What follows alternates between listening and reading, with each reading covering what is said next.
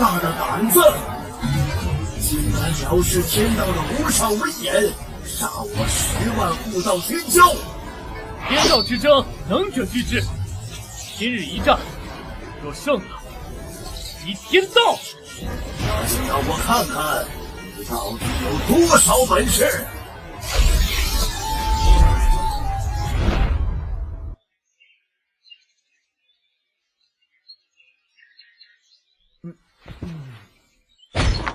少爷，你怎么能做出这种事？我这是在哪里？我只记得自己在天道之中落败，不应该已经生死道消了吗？拦路，路过来！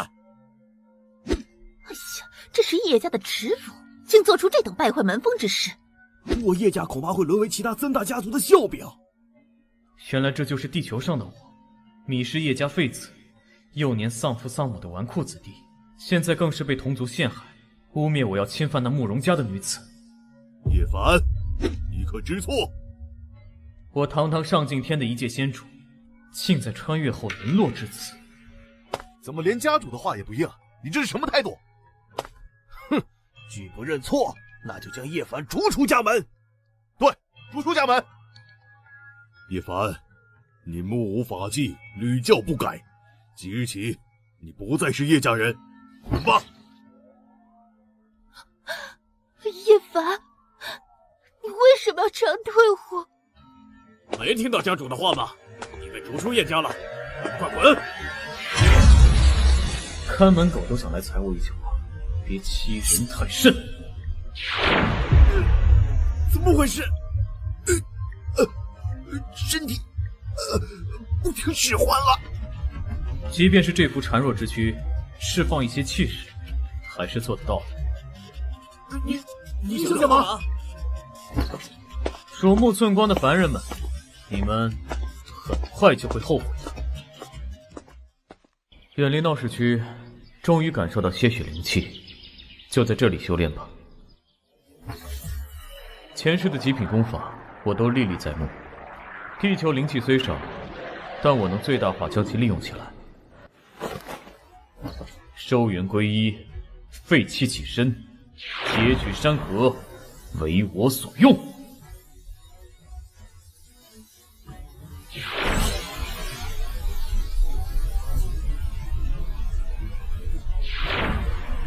天道老贼，你给我等着！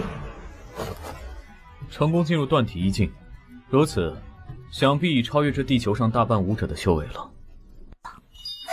救命啊！附近的别墅背面有微弱的求救声。你们是谁？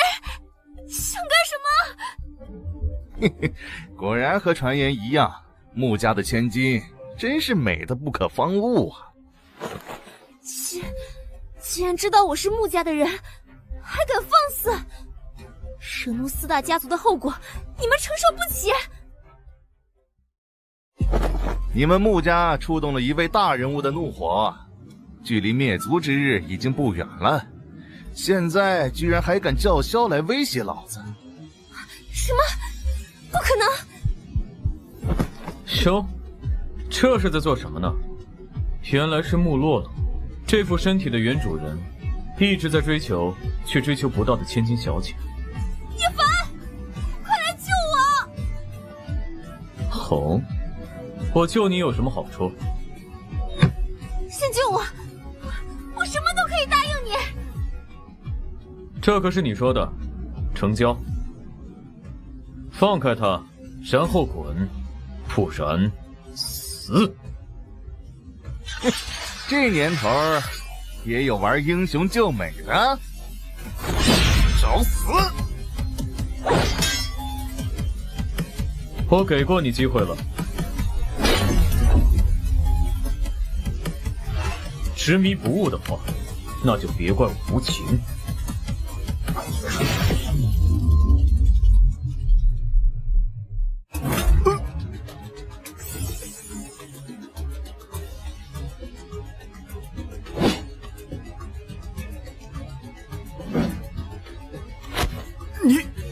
你到底是什么人？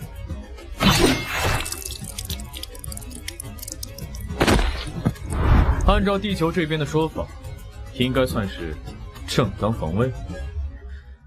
穆小姐，事办完了。你说什么都可以，那我要来拿报酬喽。你要干什么？我虽然说了都可以，但是……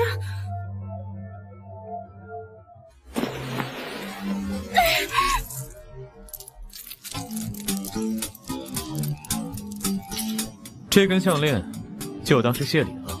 没想到这个世界也有灵石。叶凡，你混蛋！只是为了一条项链吗？叶凡，你这家伙开什么玩笑？这些灵石意外的成色很好，不仅够我现阶段吸收所用，剩下的还能做些丹药。卖开光佛珠喽！强身健体，避祸挡灾，驱邪避祟。这不是叶家大少吗？怎么沦落到这副模样了？哎，你还不知道，这废物被逐出家门了。离了家族，如今只能自力更生了。不知道这地方有没有识货的？你有多少佛珠，我都要了。穆洛洛，一共3颗，10万一颗，总共30万。你既然都要，我算你便宜点，20万吧。那，给你30万，不用找了。哼，恭敬不如从命。你如今脱离了叶家，不如我再加20万，聘请你当我的贴身保镖。不好意思，我没兴趣。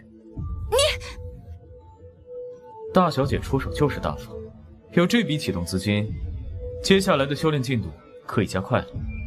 离我君临地球，以此为跳板再战天道，又进了一步。大小姐，为什么要花20万买那小子的佛珠？花钱接济他就算了，为什么你会认为那个瘦猴子比得上我们？王哥，这世上或许真的有那些深藏不露的高人，而他或许就是其中一个。叶凡，我们不能再用平常的眼光看他。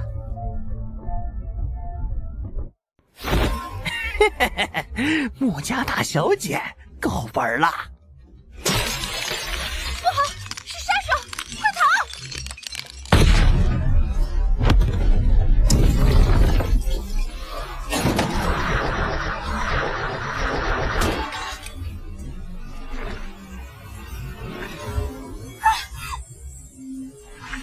我没事。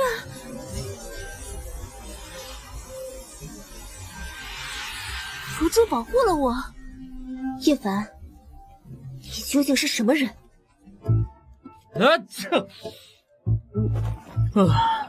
谁要是再叫我名字，我跟谁急！等，什么人啊？叶凡，老姐，你这家伙在这里晃什么？哎，老姐，轻点，松手！真倒霉，怎么偏偏遇到现在最怕的人？我在这一世的堂姐叶妹。你小子惹下这么大祸都不来找我。事情不是你想的那样，老姐，我没有。唉，我知道叶家内部太乱，你指定又是被谁盯上了。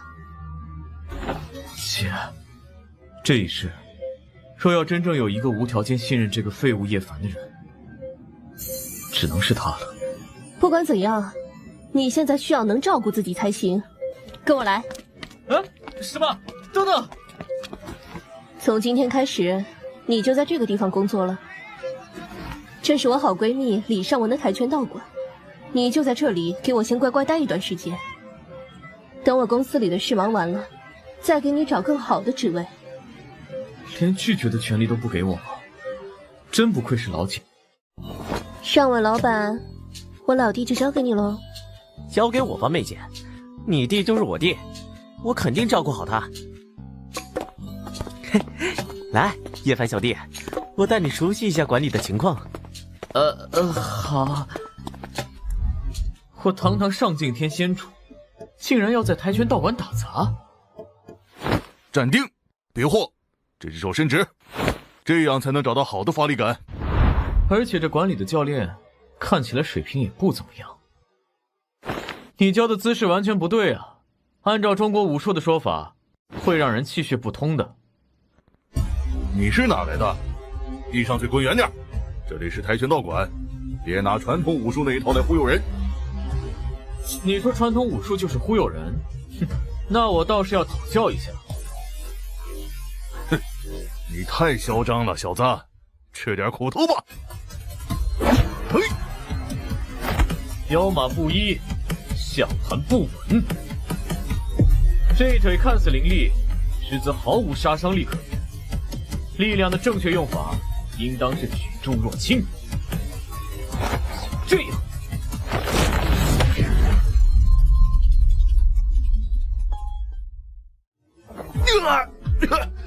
认为中国武术没有用，那是你自己资质不够。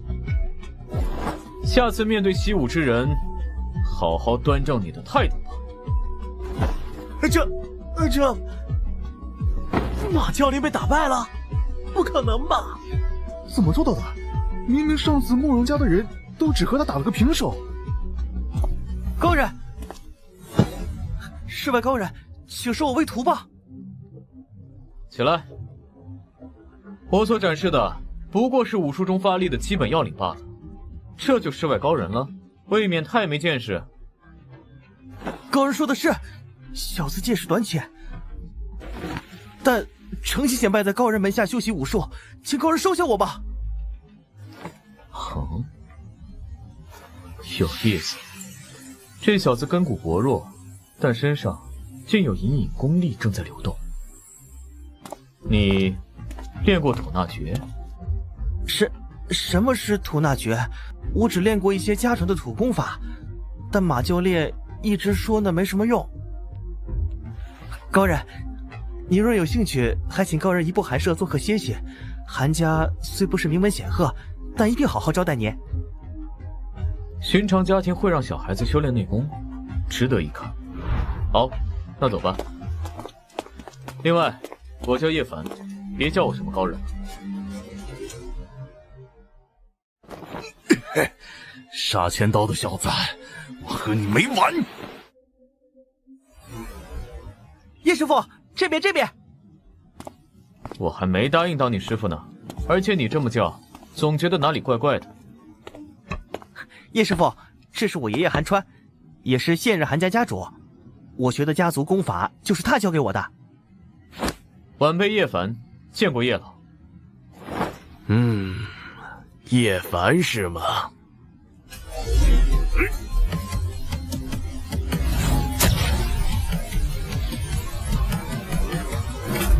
爷爷，您这是做什么？别误会，只是看你一口一个师傅的叫着，老头子我就忍不住想试试此人的斤两啊。前辈老当益壮啊，那您这关我算是过了吗？英雄出少年啊！我家小儿这次总算没看走眼。这少年什么来头？整个米市能这样轻描淡写接下我一拳的人，恐怕不超10数。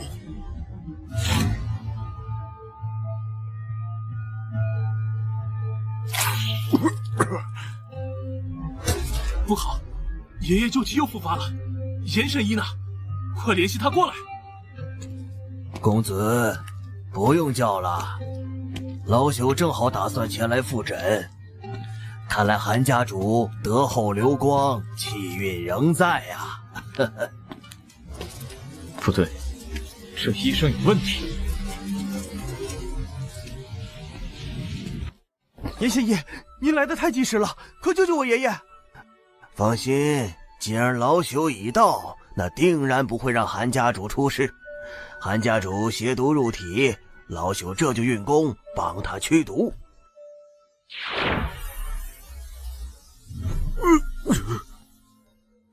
够了，住手！你这哪是在驱毒？你这分明在吸取韩老的生命！什么？哪来的毛头小子，胆敢污蔑我？滚开！还装！我再不制止你，怕是韩老就无力回天了。什么？爷爷，你还好吗？医生，有问题。可恶，竟敢坏老朽的好事！把你的命赔过来！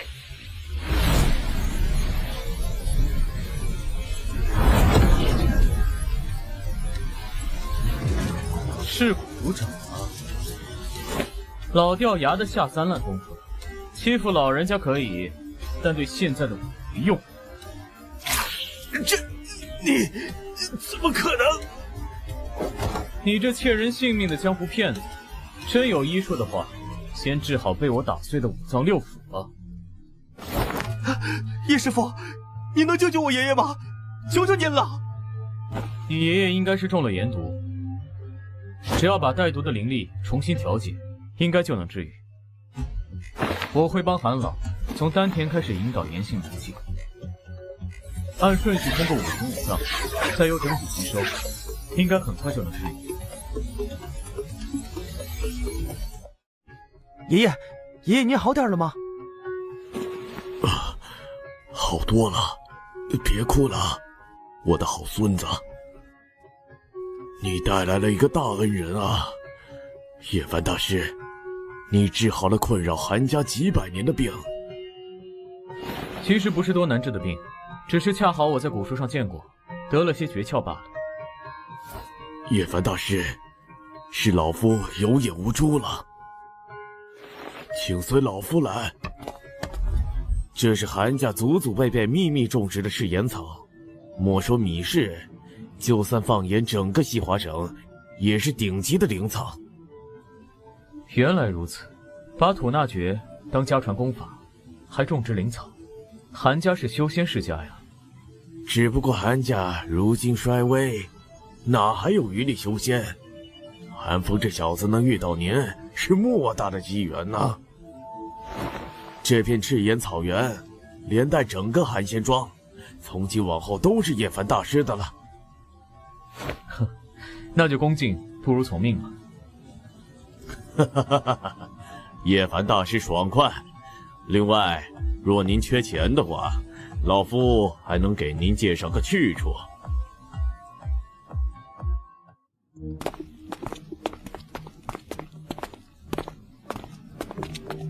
这就是你爷爷说的挣钱去处。对啊，师傅，米氏的赌石场是西华省数一数二的，若能选中一块上好的原石，卖出成百上千万都不是问题。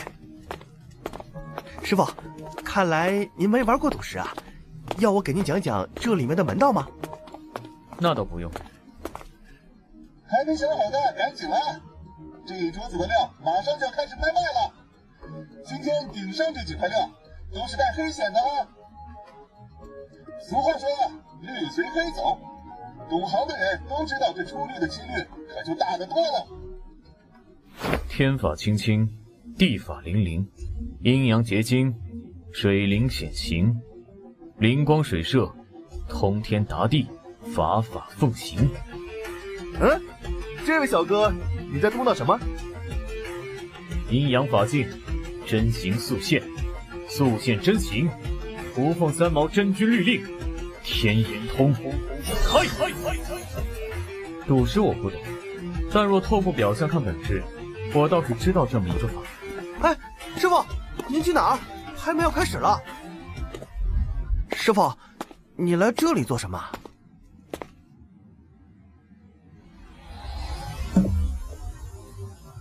我想问问，这块原石要多少钱？小哥，你手里拿的那块像龟壳一样的石头是废料，很难出货的，好料都在我这边。我就要这个，多少钱？怎么不听劝？200块卖你了，菜市场的王八就这个价钱。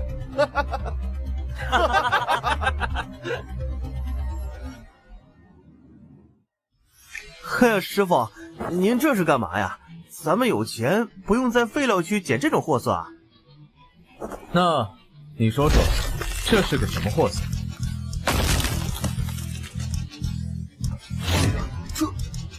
出力了？什么？我帮你们把加工的步骤都省了，去哪里结账？叶凡在哪里？跆拳道馆出事了，快来啊！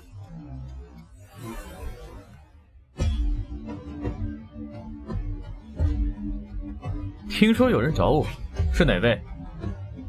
叶凡，有几位本市的俊杰来咱们馆指明要挑战你，你代表咱们武馆出场切磋一下可好？师傅，这几位都是米氏跆拳道圈里出了名的恶霸，尤其是最高的那个慕容三木，他拿过西华省的跆拳道冠军。哦，那是不是意味着我赢了这姓慕容的，我就是全省第一？你以为你是谁呀？死到临头了还大放厥词！慕容兄弟，快教训这个混账！马师傅不急，这小子想和我过招，还未必有资格。没错，慕容哥，不劳你出手，这细狗估计过不了我3拳。给我过来！真心不想和他们小闹，但若不想给老姐朋友的武馆带来更多麻烦，还是把事情在今天一次性解决比较好。在下叶凡，讨教的，敢问阁下尊姓大名？跟你这细狗废话，赶紧死！敬酒不吃吃罚酒。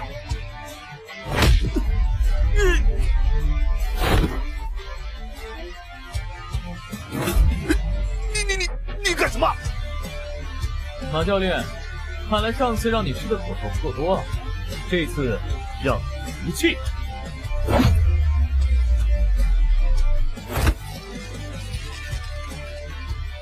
要不是顾及我姐的面子，我早就把你扔到武馆外面了。不可能！这小子看着弱不禁风，到底哪来这么大力气？吃我一脚！还是不服？看来得从你身上拆点零件下来，你才会安分了。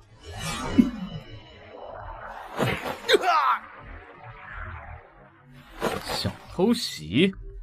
你还太嫩。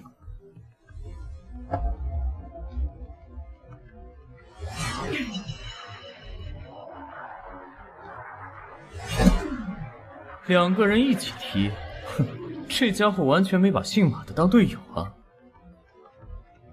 来吧，咱俩切磋一番看看。哼，现在摆出一副正经的样子有用吗？我说无意。筋骨皮肉确实打磨的不错，但是经验和技巧还差虎后。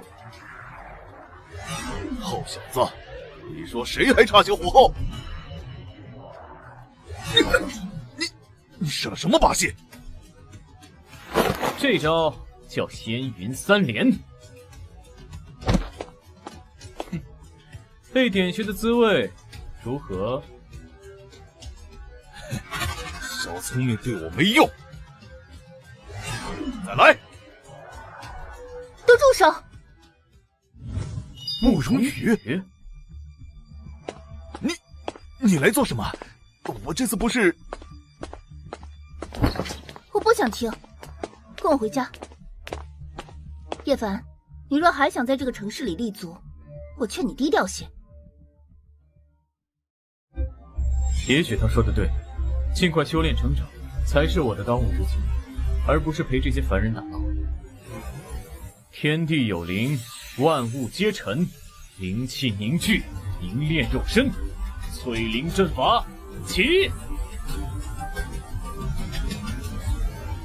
到炼体4重境了，现在对上那慕容家的人，想必可以轻松拿捏。啊，这就是师傅的淬灵阵，我大开眼界了！恭喜师傅修为再升！哼，别急着拍我马屁，这些东西你也要学。我把脑海里适合你的功法整理出来了，从今天开始，你就照这个学。是，感谢师傅赐我神功。对了，师傅，我刚得知一处修炼的绝佳场地，定能对我们有所助益，您可有兴趣听听？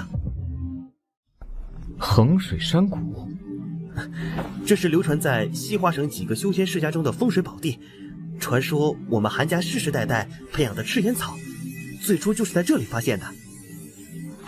若真是如此，里面肯定还有些更高级的灵草，也许能助你我师徒二人继续修炼。值得一去。没问题，师傅，我这就回家准备一下，咱们几天后出发。哎，何时出发？那当然是现在。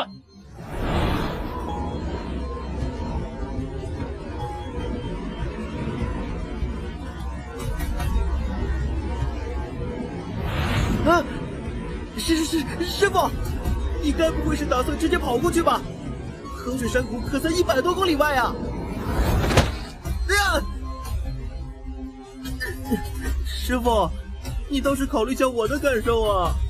竟然一步就轻松跳到了几公里外的大楼上，师傅这已经远超大几级大成的表现了。休息好了吗？哎，什么休息啊？我还没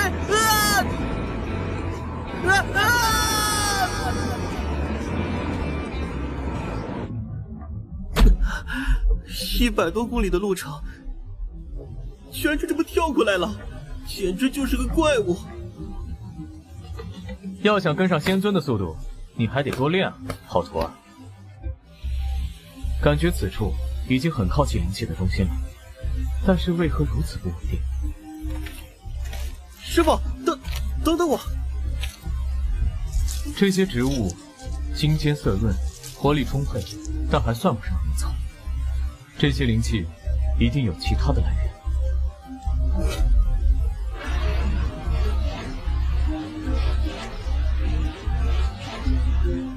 寒风，小心身后！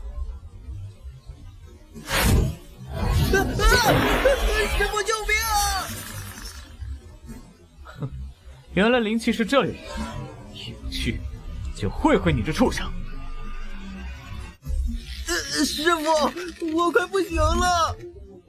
别慌，专心运功，修炼我教你的吐纳诀。好。茶能遣其欲，而心自静；诚其心，而神自静。自然6欲不生，3毒消灭。吐纳诀真有用，这巨蟒的压力不再是我窒息了。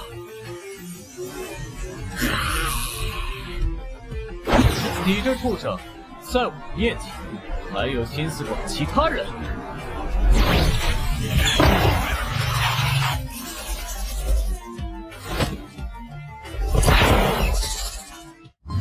这就对了，认清你的对手是谁。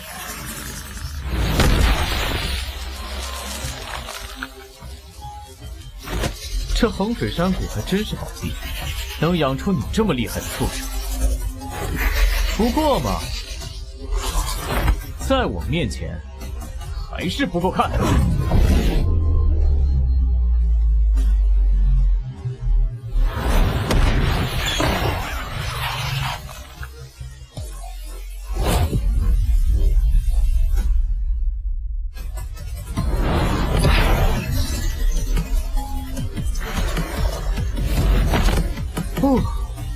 之前还担心这具身体的筋骨能不能适应断体大成的功力，现在看来是多虑了。寒风，搞定了吗？好多了，师傅，您教的吐纳诀果然厉害。回去也要每日勤加练习，把这种吐纳灵气的感觉融入你的每一次呼吸里，明白吗？是。韩家不愧是修仙世家，这小子虽然心浮气躁，但是悟性真算不错。现在我们可以好好利用一下这畜生来升级了。啊，原来如此，这应该就是家书上记载的武灵马。哦，你认识这条小蛇？整个米市大概也只有您会管它叫小蛇了。这武灵蟒可是衡水山谷的灵兽，据说在此吸收天地灵气已有数百年了，不少修炼者前来挑战它，最后都成了它肚子里的养料。哼，怪不得灵气如此充沛，不同的畜生可修不到这个份上。我们便在此地将它炼化吧。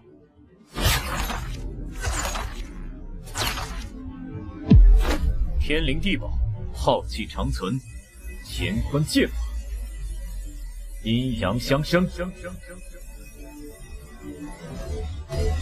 上通下彻，成我真身。成。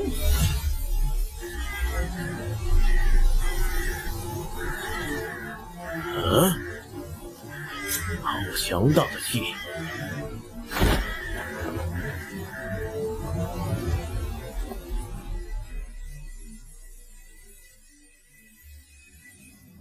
完成了，这些符箓应该可以明显增强我们的战力。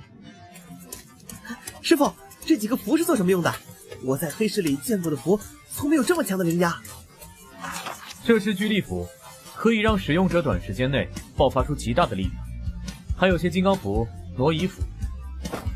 吸收了武灵蟒的灵力之后，我距离炼体期大成仅有一步之遥。炼体尚未大成就有如此表现，师傅未来究竟能强到何种地步？对了，师傅，我依稀记得古书上曾提到过，武灵蟒在衡水山谷中看守着一个灵草园。我们已将它击败，那园中的灵物岂不是都归我们所有了？正是。哼，没想到你知道的还不少，韩少爷。多谢师傅夸奖。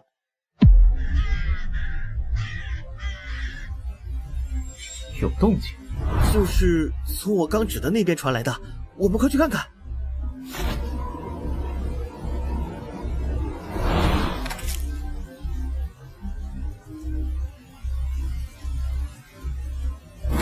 我的天哪，这是什么？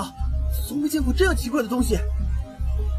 这应该就是你提到的灵草园入口，只不过这扇门，福生无量天尊。老子怎么忘记阵法禁制这一茬了？如果说这里存在一个极其高明的阵法禁制的话，那么我刚才查探的时候没有丝毫发现，也就说得通了。这乃是小北七星禁制，依靠着四周大山和这片密林为依仗而布下的。这小北七星阵7个阵眼必须依次破除：天枢、天玄、天机、天权、玉衡、开阳，最后是瑶光。走错一步，则前功尽弃。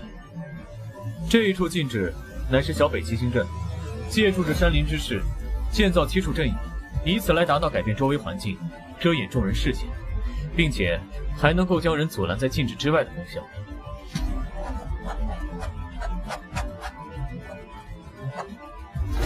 这里应当就是天枢之处，西方7步之外是为天选。以此类推，7星阵法可成。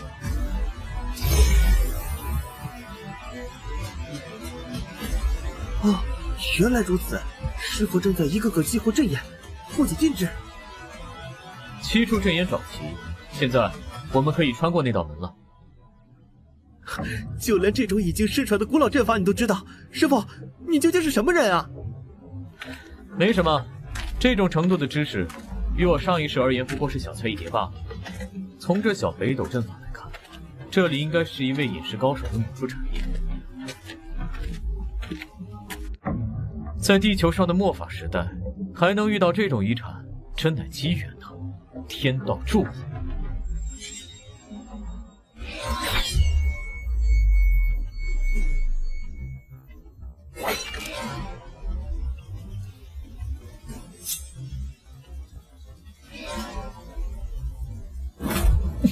胆敢偷袭我，你是什么人？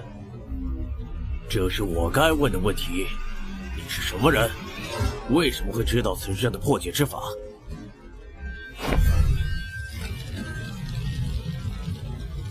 老实交代你的来历，否则你和你的小徒弟都给我死在这里吧！在这世上，还没人能威胁我。哼，我一直在旁边观察你，我承认你天赋确实不错，短短时间就快速升到了炼体8重境，还杀了那只武灵蟒。但不是我炼体大成的对手。石小点儿，赶紧交出阵法的秘密，不然死在这山谷里，可没人帮你收尸。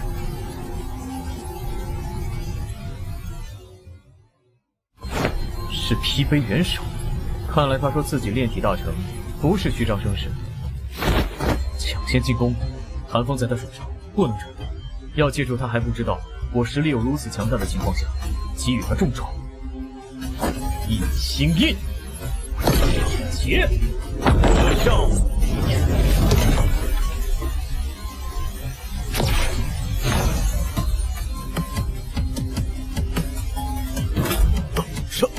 一心印，再结。不好，这法力能击破全力一击的披边元首，这威力如果砸在脸上，必定会重伤。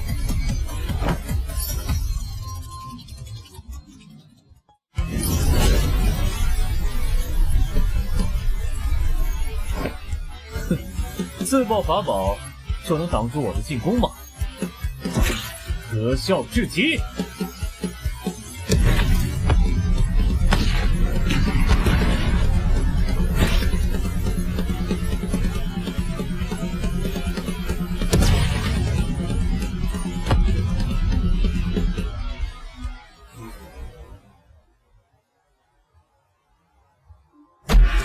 你这小子到底是什么来头？虽然只有炼体8重的功力，但速度远超于我，还会符箓和法印。为什么从未听说米氏有这号人物？正如你所见，是你惹不起来头。本仙尊有好生之德，你现在从我眼前消失，就能放你一条狗命。徒儿，你怎么样了？还行，师傅，一时半会儿死不了。小子，你也太狂妄了！你以为自己已经赢了吗？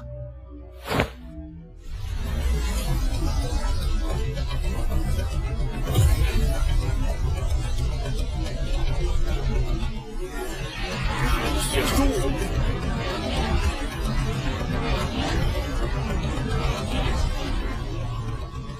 师傅，这是什么术法？看上去很不妙啊！是血术，只是一种显著提升灵力和爆发力的法术，要消耗使用者2层精血。这种法术只能维持1刻钟的时间，哪怕赢了，使用完后基本上也和对手双双倒在地上。哪怕这样，你也要负隅顽抗吗？我不知道你是哪来的妖孽，但是既然遇上了，绝不会让你就这么离开。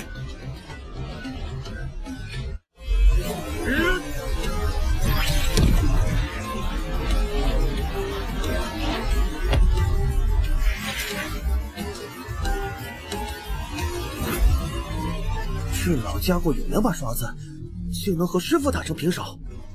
啊，等下，这老家伙的脸好像在哪儿见过。我想起来了，真是你！你是西华省孙家的人。西华省孙家很有名吗？错不了，孙家一直想削弱米氏几大家族的力量，把米氏纳入自己的势力。是又如何？多嘴的小子，刚才就应该直接掐死你。在这个末法时代，每一份灵物都是珍品，遇到了岂有不抢的道理？哼，想抢，你也得抢得到才行。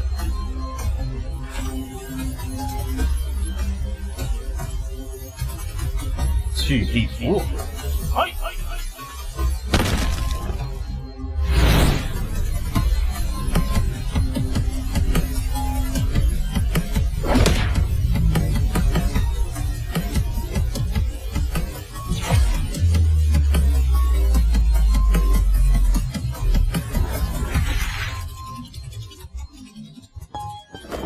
力量还不够吗？那我就再燃一次命，日血术再开！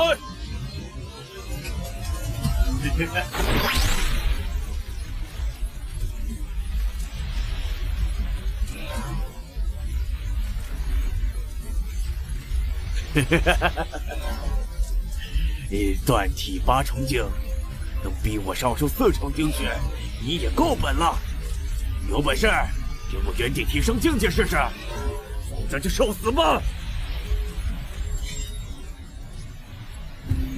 好啊，试试就试试，我就在这里突破到断体大成给你看。我说个笑话，你还真信了？就算是那个天才米天旭，当年为了进断体大成境，也整整闭关了2个月。你现在和我说，你要在这里原地突破，真能做到，你就该是天仙下凡了。哈哈哈哈哈！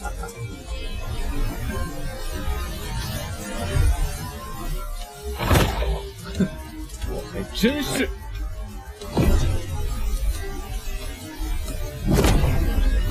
他刚才那一场已经有炼体9重境的威力了，不够。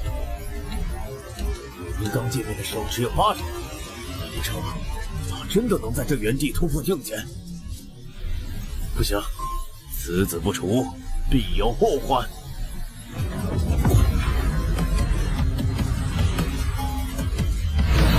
不能给他继续修炼的机会，战速局。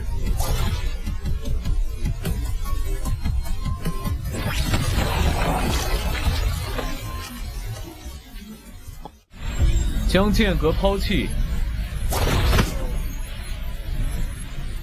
将呼吸抛弃。什么？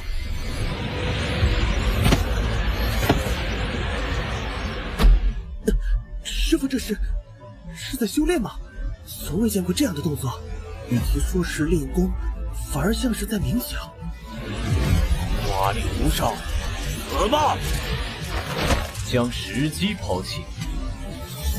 末法时代的修士大多不得真传，往往以为断体就是要将筋骨皮肉打磨得越坚硬越好。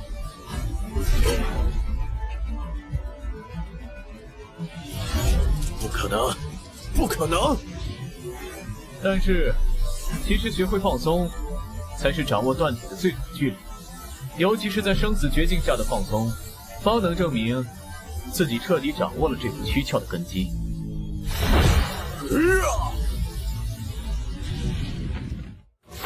寒风，看到我刚才的动作了吗？看到了，但请恕徒弟愚钝，师傅的动作太过玄妙，徒弟没能看懂其中原理。没事，等你境界足够，我自会将个中奥妙讲解给你。是。不可能，怎么会有这种事？这个男人就算在我眼中，在生死搏斗中，像呼吸一样自然突破了2个境界。他的天赋，整个华西省内，可能也就只有我宗的大长老能与之相比。不行，我还不能守在这里，得回去通报。老兄，这么急着走啊？看！哎呀，小心脚下哦！别欺人太甚！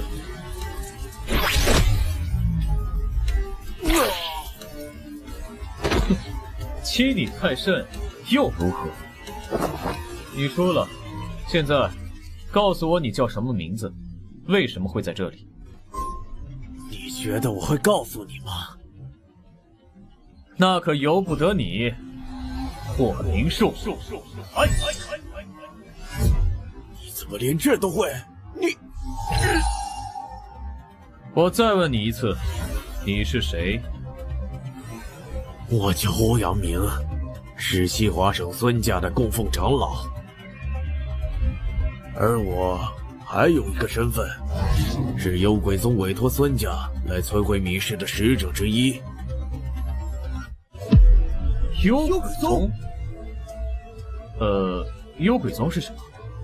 幽鬼宗行事隐秘，我对他们也了解不多，但据我所知，他们是西华省内最强大的势力之一。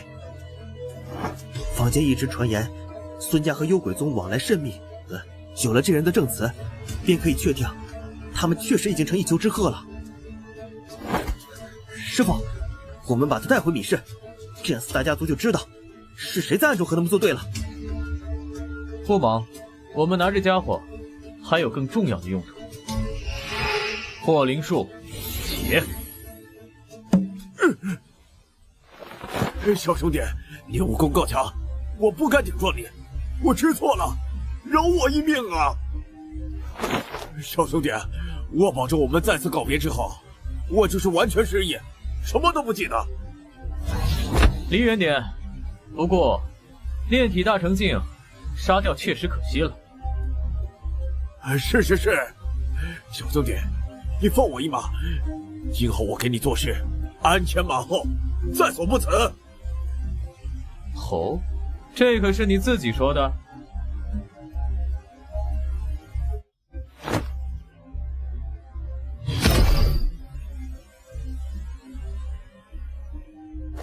接下来，我要施展本门秘术，在旁边偷听的小老鼠，识相的就赶紧滚。唉，还是不走吗？好吧。没听到我刚才说什么吗？谁派你来的？穆家人派我来的，别杀我啊！现在求饶，晚了。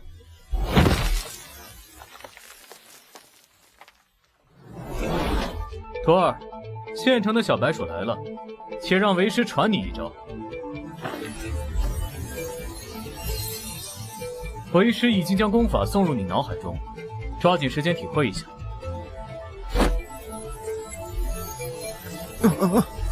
我好像会了。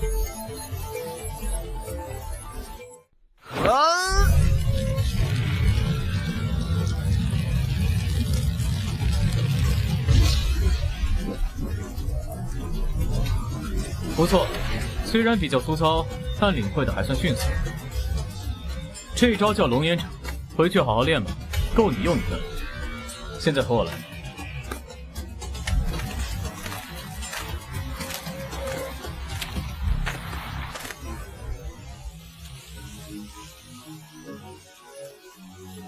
找到了，果然有这东西。师傅，这是什么？这是一种名叫葵果花的灵药，它正是炼制二品傀儡丹的核心素材。而这二品傀儡丹，足以控制一品断体境界的欧阳明，让他成为我们的工具人。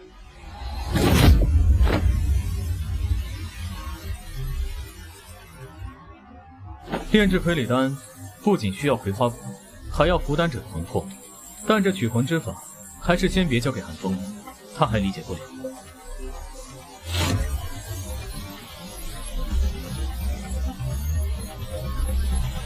一天之内，师傅突破了不止2个境界，而且身为一品修士，还能轻松炼制2品丹药。这些事说出去，恐怕整个米氏也没几个人会相信吧。完成了，2品傀儡丹。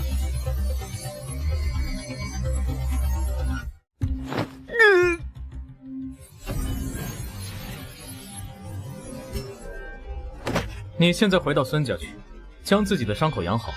没我的命令，你就和往常一样。现在，他已成为我的一把尖刀，在我自己不露面的情况之下，能够帮我获取其他家族的资源，打探消息，甚是方便。好，这事儿办完，也该打道回府了。叶凡，你现在在哪儿？快告诉我，出事了！叶总，这是这个月的报表。姐，我来了。听说有人陷害你。小点声，过来吧。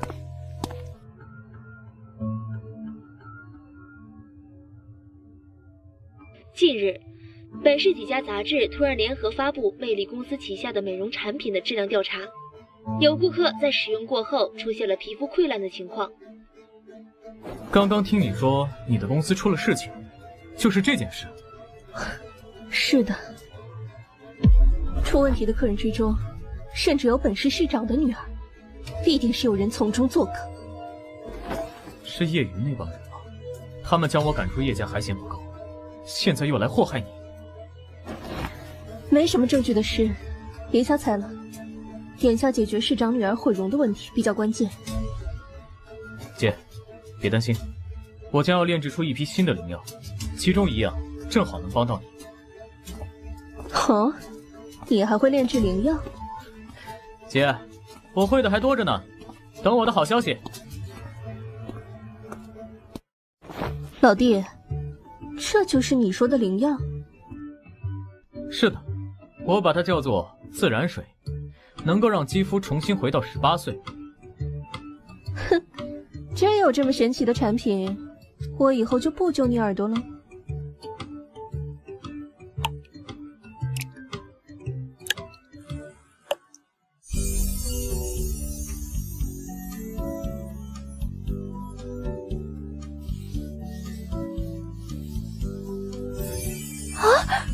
什么？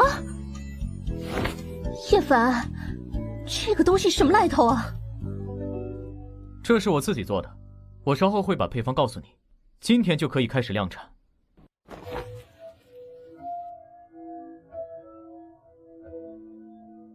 什么？米市市长要见我，而且就在今晚？一定是他女儿毁容的事，但现在有了你这自然水，或许我们就有救了。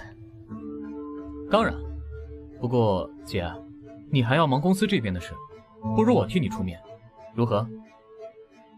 唉，可以倒是可以，但是现在要面对的不只是长女儿一个人，如果不抓紧量产自然水，公司恐怕还要吃不消啊。那是当然，必须有独立的生产链，严格的安保系统，还有最后一个步骤，我只能告诉你一个人。可公司如今资金周转紧张，哪有钱收购新的工厂，还搞安保系统？这张卡里有3000万，姐你先拿去用，剩下的我会很快搞定。啊，小范，你什么时候有了这么多钱啊？优秀如我，当然不缺挣钱的手段。姐，你就放心吧。刚才来的路上，去银行看了一眼欧阳明的钱包，还真是意外收获。好啊，叶凡，看来你真的成长了不少。晚上和市长的会面就交给你了。师傅，晚上去见市长，能带我一个吗？我也想去见见世面。哼，就喜欢凑热闹。这样吧，如果你能在晚上出发之前突破炼体3重境，我就带上你。好，师傅，一言为定。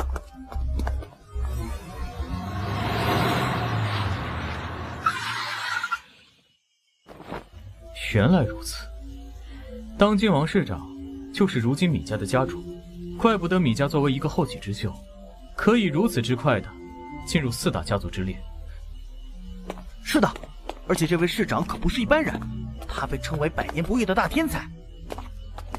8岁初得灵气，16岁就断体大成，如今30岁已经是筑基初级的顶尖高手。这修炼的神速，就好像也没师傅您厉害。少废话，待会儿进去不许轻举妄动。是。魅力公司代表队吗？幸会。你好，米市长，我是叶凡。你好，我是米天旭。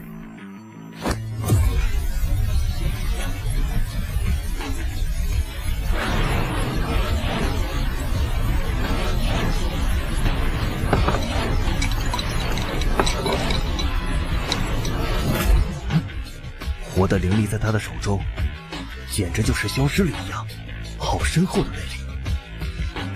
筑基初期，不，估计已经快到中期了，还算有点实力吧。爸爸，我能进来了吗？进来吧，宝贝。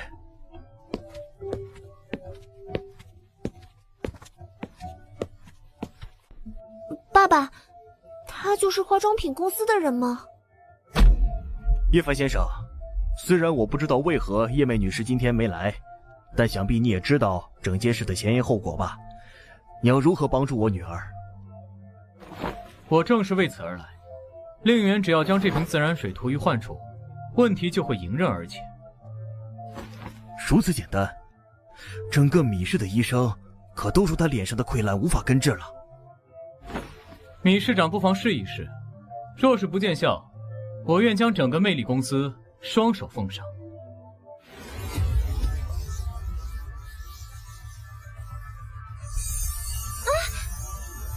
天哪，真的好了！怎么会如此神奇？叶凡先生，请问这款产品贵公司还有多少？我愿意全款全部收购。很抱歉，我只是负责把试用装送来，这款产品我们还没有开始量产。哦，你是说这东西还能量产？正是。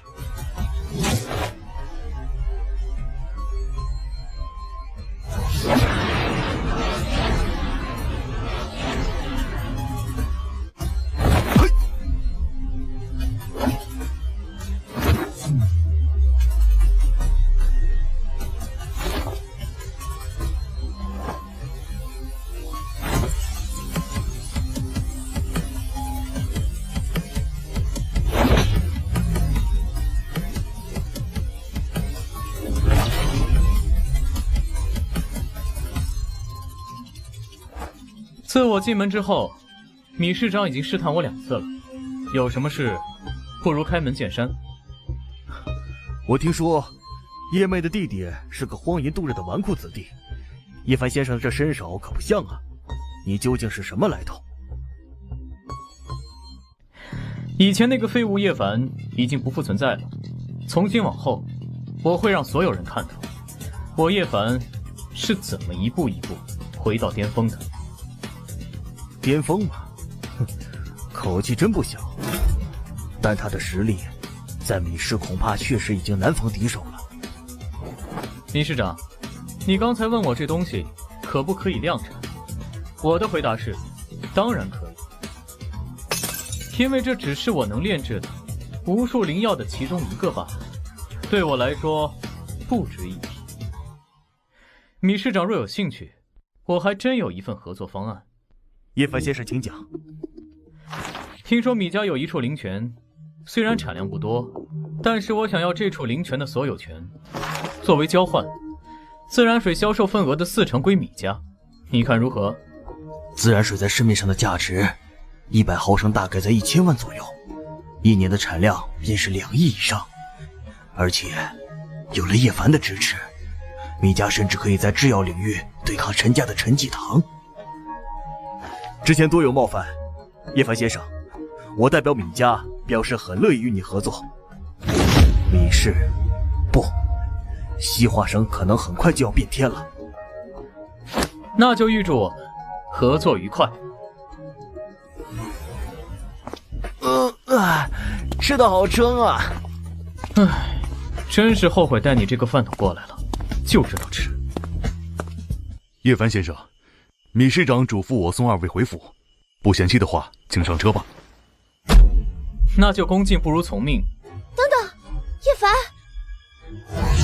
叶凡，我爸想见你，你来不来？叶凡，我爸想见你，你来不来？你刚才说什么？我说邀请你去穆家，你去不去啊？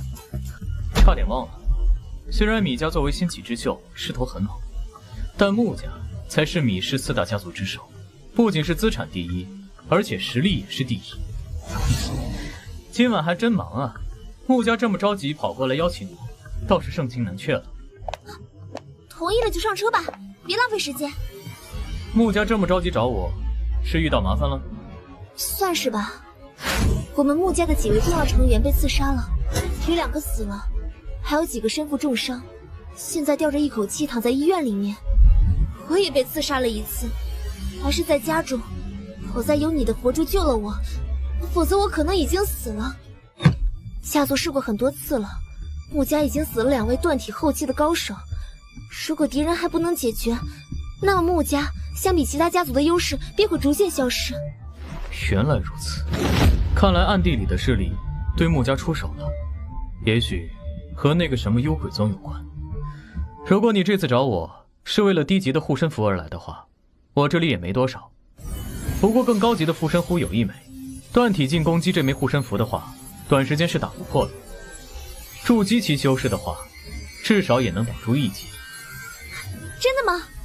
真的能挡住筑基期的攻击吗？如果这枚护身符交给父亲或者爷爷，在筑基境界的战斗中会获得极大优势。那穆家想要用什么交换这枚2品初期护身符呢？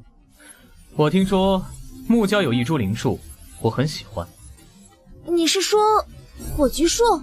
正是。火炬树的事，我说了不算，你亲自问我父亲吧。大小姐，我们到了。啊，您怎么出来了？呵呵，有贵客深夜来访，我总要来迎接一下嘛。这位便是洛洛说的叶凡吧？哼，叔叔就是洛洛的父亲吧？我常听洛洛提起你。哈哈，洛洛也时常和我说起叶凡小兄弟，对你是赞不绝口呢。2个厚脸皮也太能装了。早有耳闻，穆家珍藏一棵1品的火炬树，不知道穆叔叔现在能不能带我去看下？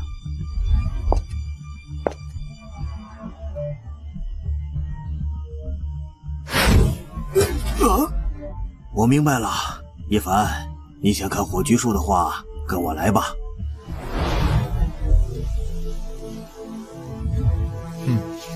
这棵火炬树被照顾得不错。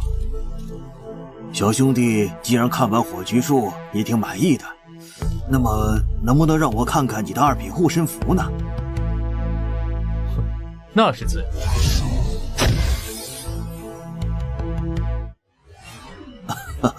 好，果然是如此，是2品护身符。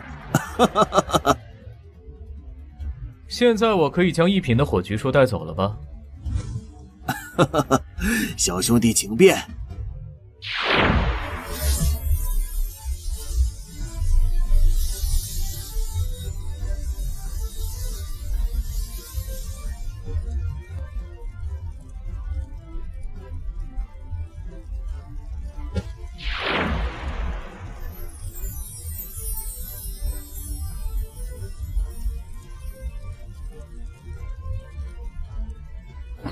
这是小乾坤树，这难道不是只存在于天外天的仙术吗？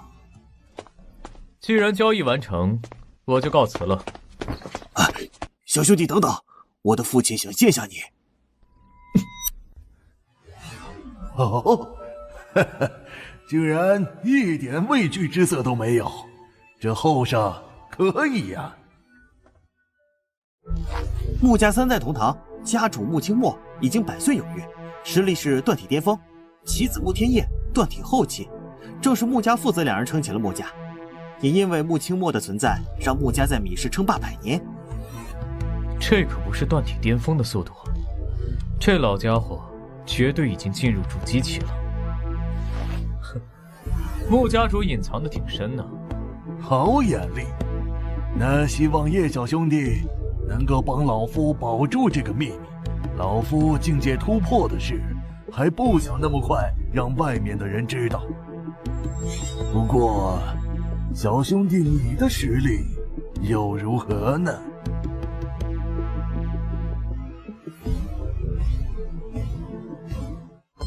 也是，反正已经开门见山，我也懒得遮掩了。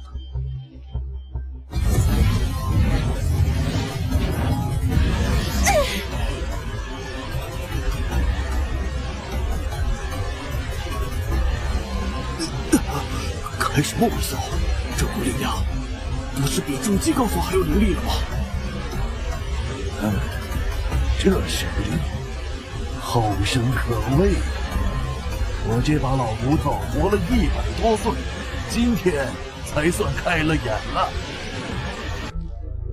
这样一来，在下的实力想必你也了解了。在比试，我叶凡无敌。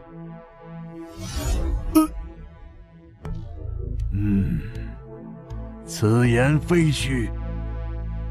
既然如此，老夫想要请你出一次手。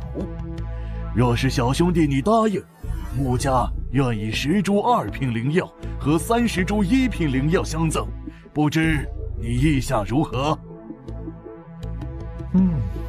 还真是个不错的价格。成交。叶凡，你到底是什么人？现在的你，我还能接近吗？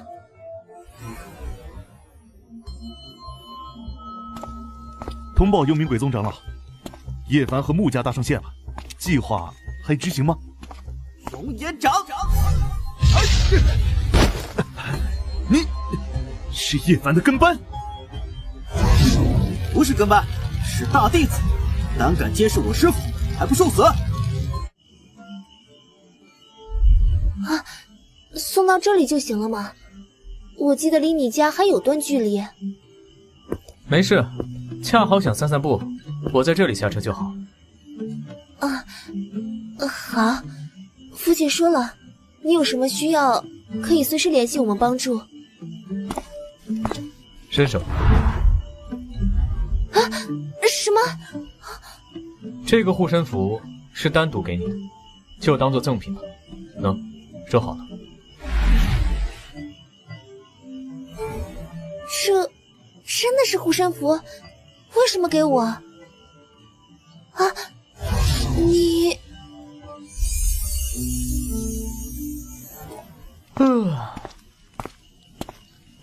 师傅，我来晚了。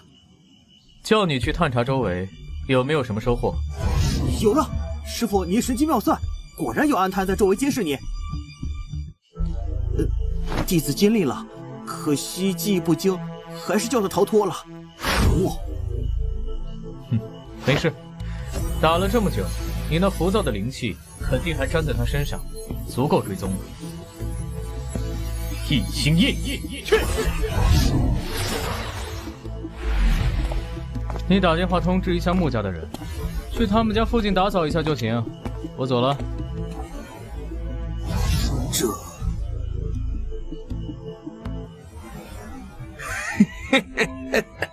叶凡，你给我等着，我很快就是取你狗命！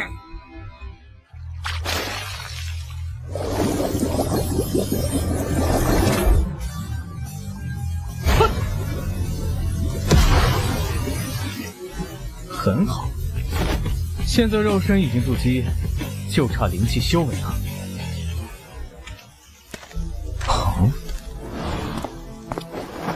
怎么有人突然在大街上晕倒？你醒了？你是谁？这是哪儿？我怎么会在这里？哦，别害怕，我没有恶意，是看见你晕倒在路上，就把你带回来了。还好有易容术，不然还不知道该怎么面对他。我叫杨帆，这里是寒仙庄，我是韩家的门客。哦，谢谢你救了我。我叫慕容羽。喏，先喝点东西吧，对你身体有好处。慕容姑娘为什么会晕倒在大街上呢？谢谢，我被家里人赶出来，没地方可去。家人呢？那应该是指叶家吧？那就是因为我了。好喝？哼，当然好喝，毕竟是我亲手做的灵膳，还加了1品灵药。要是慕容姑娘没地方可去，不如就暂时留在这里，把身体养好再说。当然，我也不能让慕容姑娘白住，你可以帮忙做些家务。叶凡兄，我是慕天夜。哦，来活了。是的，自从前段时间叶兄弟你杀了那个暗探后，对方就越发按耐不住了。我们本打算主动出击，奈何敌暗我明，于是家父想了个引蛇出洞的法子，开一场武者招募会，做事要通过这种方式补充战力，好诱使对方来探查。眼下对方已经上门了，好，我这就赶过去。本次大会将通过切磋的方式选取最强的20名武者加入木甲，入选者至少能获得500万奖金，名次越高，奖金越多，第1名更是能获得1品仙丹1枚。看来不速之客就是这2人，炼体境9成的高手，有意思。比赛开始。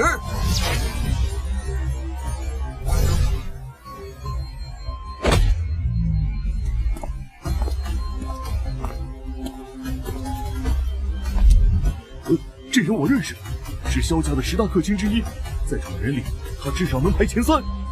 是吗？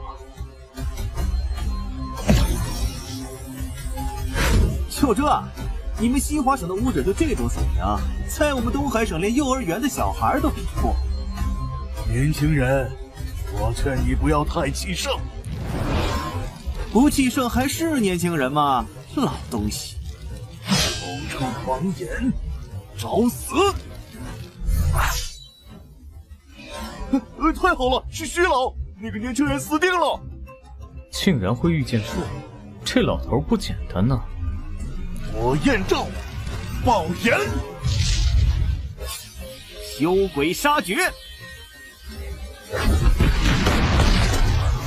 这把刀上寄宿着大量亡灵，看来是通过献祭养起来的。徐老头要输了。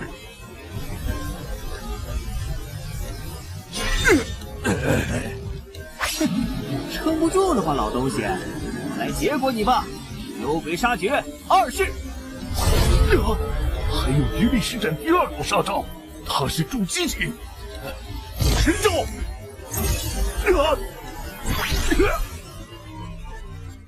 他已经输了，接下来我做你的对手。你小子想找死啊？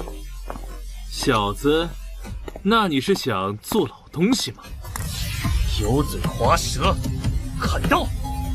幽鬼杀绝，双杀式，竟能同时释放2股杀招。1行1，你究竟是谁？我叫叶凡。叶凡？他不是那个被叶家逐出家门的继承人吗？这也太猛了吧！竟然能压制打败徐老的家伙！叶家疯了吗？竟然驱逐这么厉害的继承人？那你又是谁？只怕你没机会知道。还真是气盛啊！可惜，只是个筑基初期。好快的速度！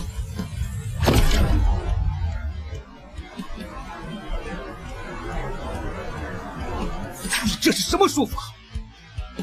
术法？不，这只是普通的挥拳罢了。别以为破了我的刀就结束了。哦，还有拳脚功夫吗？这一拳你得用眼接了。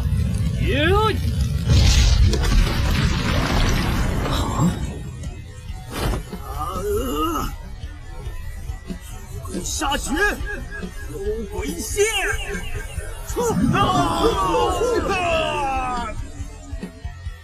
哟，还有大招啊！幽鬼杀绝，杀人！闹剧该结束了。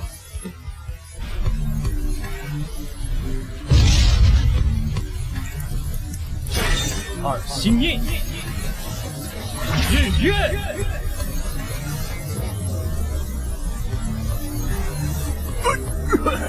这是何等的力量！他是天神下凡。从我出现在这的那一刻起，你就已经输了。小小之辈，穆家岂是你想来就来、想走就走的？莫灵术，左！哼，想逃？哎呀，叶凡兄弟，你怎么把他打死了？留一个活口就够了。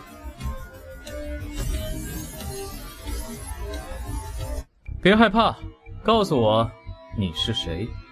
啊！我是幽鬼宗大长老的孙子，莫幽。哦，又是幽鬼宗。既然你是大长老的孙子，一定知道幽鬼宗毁灭米氏的具体计划吧？啊！毁灭米氏？我听不懂你在说什么。哼，嘴还挺硬。现在能告诉我了吗？毁灭米氏是为了重创穆家，穆家有碍于我们幽鬼宗控制西华省。孙家猜测现在的穆家已经有筑基期实力，能撼动孙家的地位，所以请求幽鬼宗出面削弱穆家。看来西华省的3大顶尖实力，不过是他们所培养的马仔罢了。西华省已经被这群修仙大家渗透得如此之深了吗？你们幽鬼宗在哪里？大长老的实力又如何？我们幽鬼宗身处西行山脉之中，我的爷爷乃是筑基8重境界，幽鬼宗的最顶尖战力。啊！什么？居然是筑基8重？幽鬼宗最强战力，原来只是区筑基8重。情报打探的差不多了。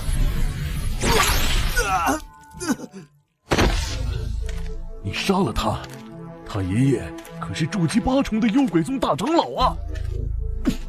才筑基8重而已，既然知道鬼宗背后的黑手，那么穆家接下来有什么打算？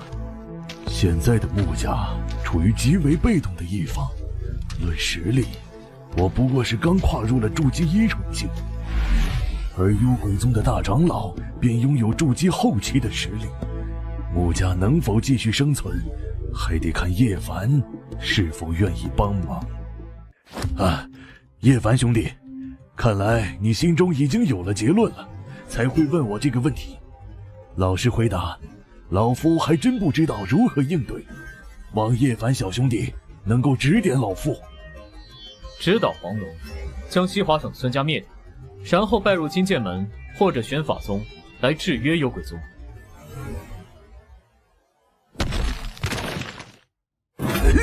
老明的命牌，还有莫幽公子的命牌，竟然碎了！得赶紧通知大长老。什么？我龟孙殒命了？是谁干的？给我查出来！我要让那凶手挫骨扬灰！叶兄弟好主意，灭了孙家，我穆家便是西华省3大家族之一。拜入金剑门或者玄法门的话，幽鬼门想要对穆家出手，也得看我们身后的势力。若是我突破到筑基期的话，或许不用拜入任何门派，现在缺太多修炼资源了，要有灵石就好了。灵武若都能到达筑基初期的话，完全不需筑基后期。叶凡小兄弟，老夫知道在西华省省会西华市中有一处秘密拍卖会，说不定在这上面就有你要的灵石。看来是时候向省会西华市进军了。要是小兄弟要去通天拍卖会的话，老夫建议由洛洛带您过去，洛洛刚好熟悉里面的情况。叶凡小兄弟，多谢了，若没有你，穆家绝对熬不过此次危机。若是洛洛和叶凡能够凑成一对的话就好了。米氏第1强者是叶家上任继承人叶凡，此战斩杀入侵穆家的筑基强者。真的？的的确确是叶凡斩杀了筑基系的敌人，而且是2位，正面对战，将2者都斩杀在脚下。我去，牛逼啊！我回来了。杨帆，你回来了。慕容羽被叶家赶出来，流落街头，他愿意留在杨帆这个陌生人家中，想必是十分艰难的决定。此夜想必是慕容羽的不眠之夜了。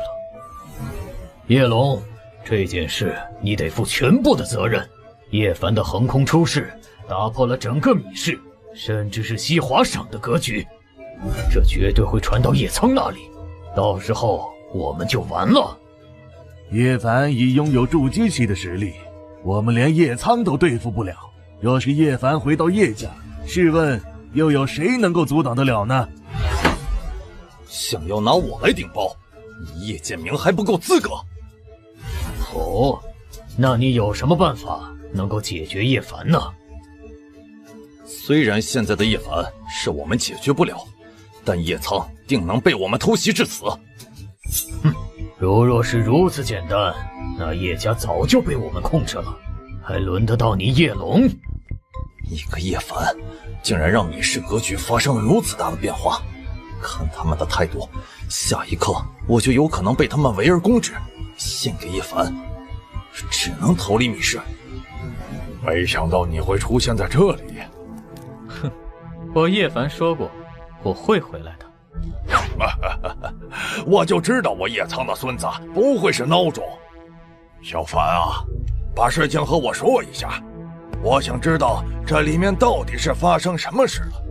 当初我清醒时，便知道中了叶龙和叶天的圈套，他们已经谋划许久。我猜测爷爷身边的小红也是他们的人。这群家伙，我自会对付。让我看看你是不是拥有筑基期战力。好，这灵力，哇，家主实力又突破了。哪怕是我使出全力，也不可能洞穿整个地面，直达天空。看来小凡，你的确是米氏最强的人。按照小凡你的说法，想必我们叶家高层此刻正在紧张地讨论如何解决你这个问题。走，我们过去看看他们还能做什么。拜见家主。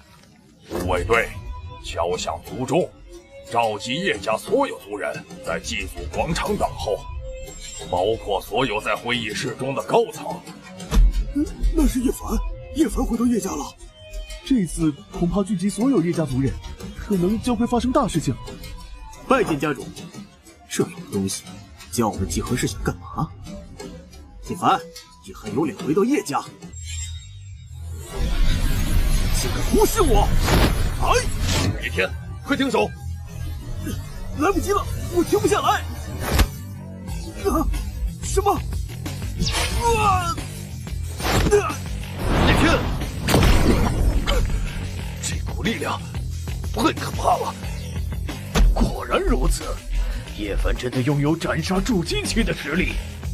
啊，只是简单的挥手就将炼体9重境的叶龙击成重伤，这种实力实在是太可怕了。护卫队大队长叶剑明参见家主，参见少主。参见家主，参见少主。没有命令就敢抬头，冒犯家主威严者，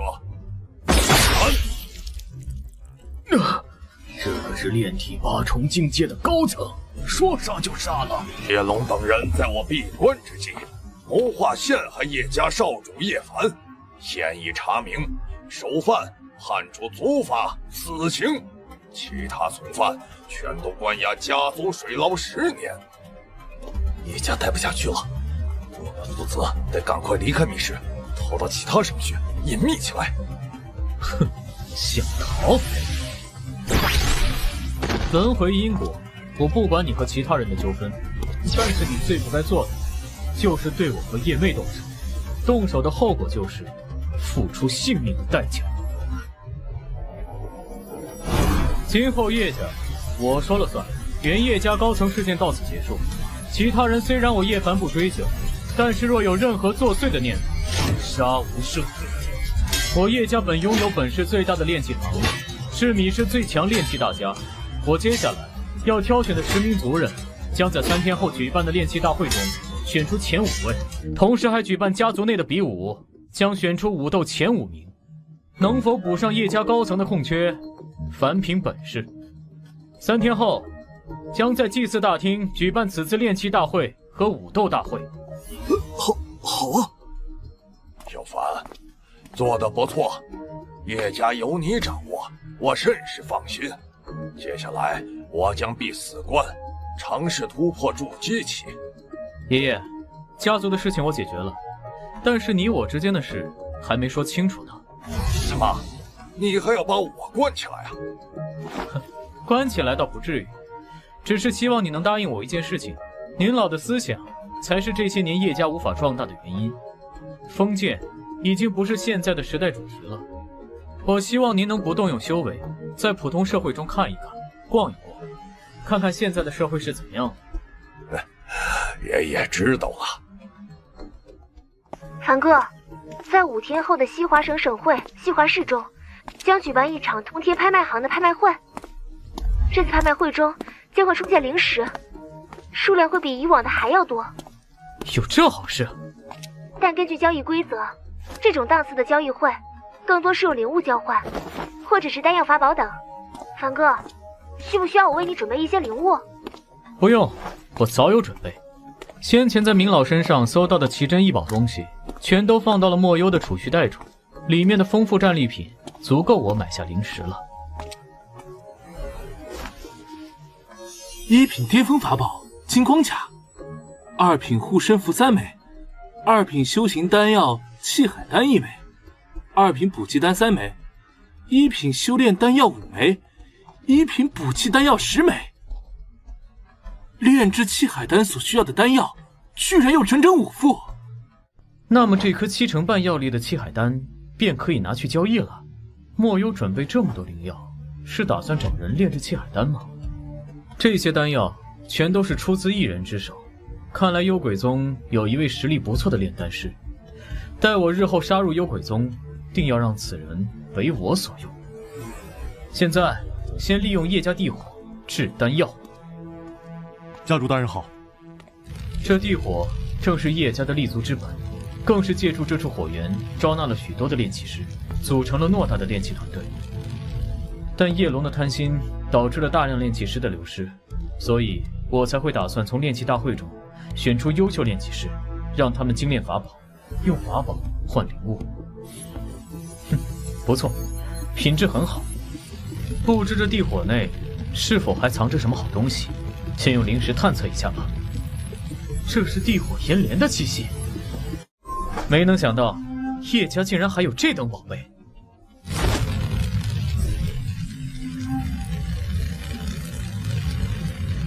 哼，有意思。这样的温度下，岩石都能被烤软，但这些花岗岩却如此丝滑，看来是守护的妖兽。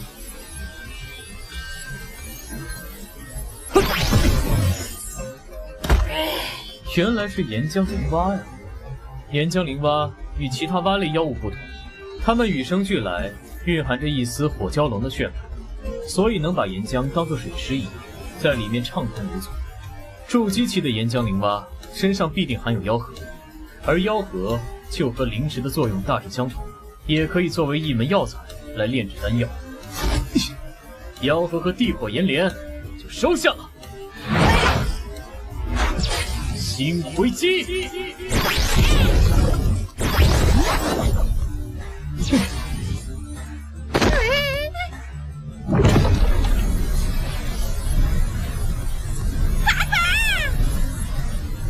蕴含先天之气的灵力，对于岩浆灵蛙或者其他的生物都有极大的帮助。靠着这份诱惑收服岩浆灵蛙，还不是轻轻松松？既然现在你已经成了我的灵兽了，那我便赐予你一个名字，就叫做火锅好了。火锅好好干，主人是不会亏自己挖的。有了这6枚2品修行丹药，我的修为就能更进一步。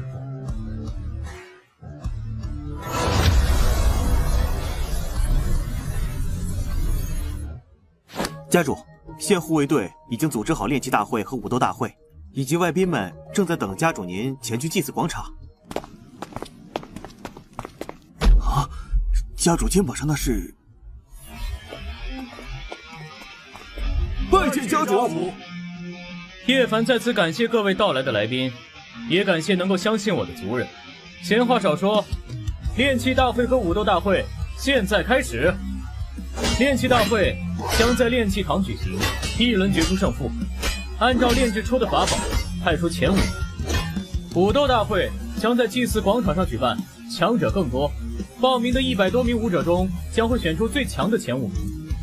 现在我宣布比试开始，之后将排名结果汇报于我便是。叶家主，这一次来到叶家，发现叶家族人一改先前的浮躁，只留下静字，想必不需要多久，叶家便能诞生许多优秀的人才。虽然我继承了叶家家主的位置，但我还是习惯各位先前的称呼：韩老、米市长、穆家主。三位放心，我叶凡是遵守承诺的人。三位，如今叶凡继承了叶家家主的位置，四方联盟的参与方也需要变化一下，将由叶家、韩家、米家以及穆家构成，各位可有意见？叶家可是米氏4大家族之一，在西华省中是顶尖的炼器家族，拥有着许多商业资源。四方联盟有叶家的加入，实属荣幸。但这都不是最重要的，重要的是叶家现任家主是叶凡，只要和叶凡绑在一起，叶家说什么便做什么就是了。4个家族构成的联盟，说实话也该有一个名字，就叫四叶草。那么叶家正式参与进来，四叶草将成为4大联盟的徽章，今后4家的权力都要集中在联盟中，交由4位盟主掌握。四叶草联盟成立之后，便是华西省顶尖势力之一，孙家灭之。好，叶家主大可放心，我范家愿意收购一批1000万的丹药来支持你。正还想怎么从这些家族嘴中抠出点东西，没想到有人如此识趣，把我心里想的说了出来。更为重要的是，这胖子的战队绝对会让在场多有的家族纷纷效仿。你是秦家，愿意支持叶家主800万修炼资源；你是王家，愿意支持叶家主600万药材；你是谭家，愿意支持叶家主900万丹药。米氏的繁荣不是我们4个家族的功劳，也有在场各个家族的付出，米氏才有机会走向更加繁荣的未来。不知道稍后的晚宴，范家主能不能赏个脸，跟叶某同桌用饭？哦，怎么会？是范某麻烦叶家主了。哼，这范家还挺识趣。范家是个3流家族，在近10几年期间才崛起，资产不超过2个亿。但我叶凡却不会亏待支持自己。范家从今天之后便是2流家族。四叶草联盟刚刚成立，希望各位成员戒骄戒躁。散会。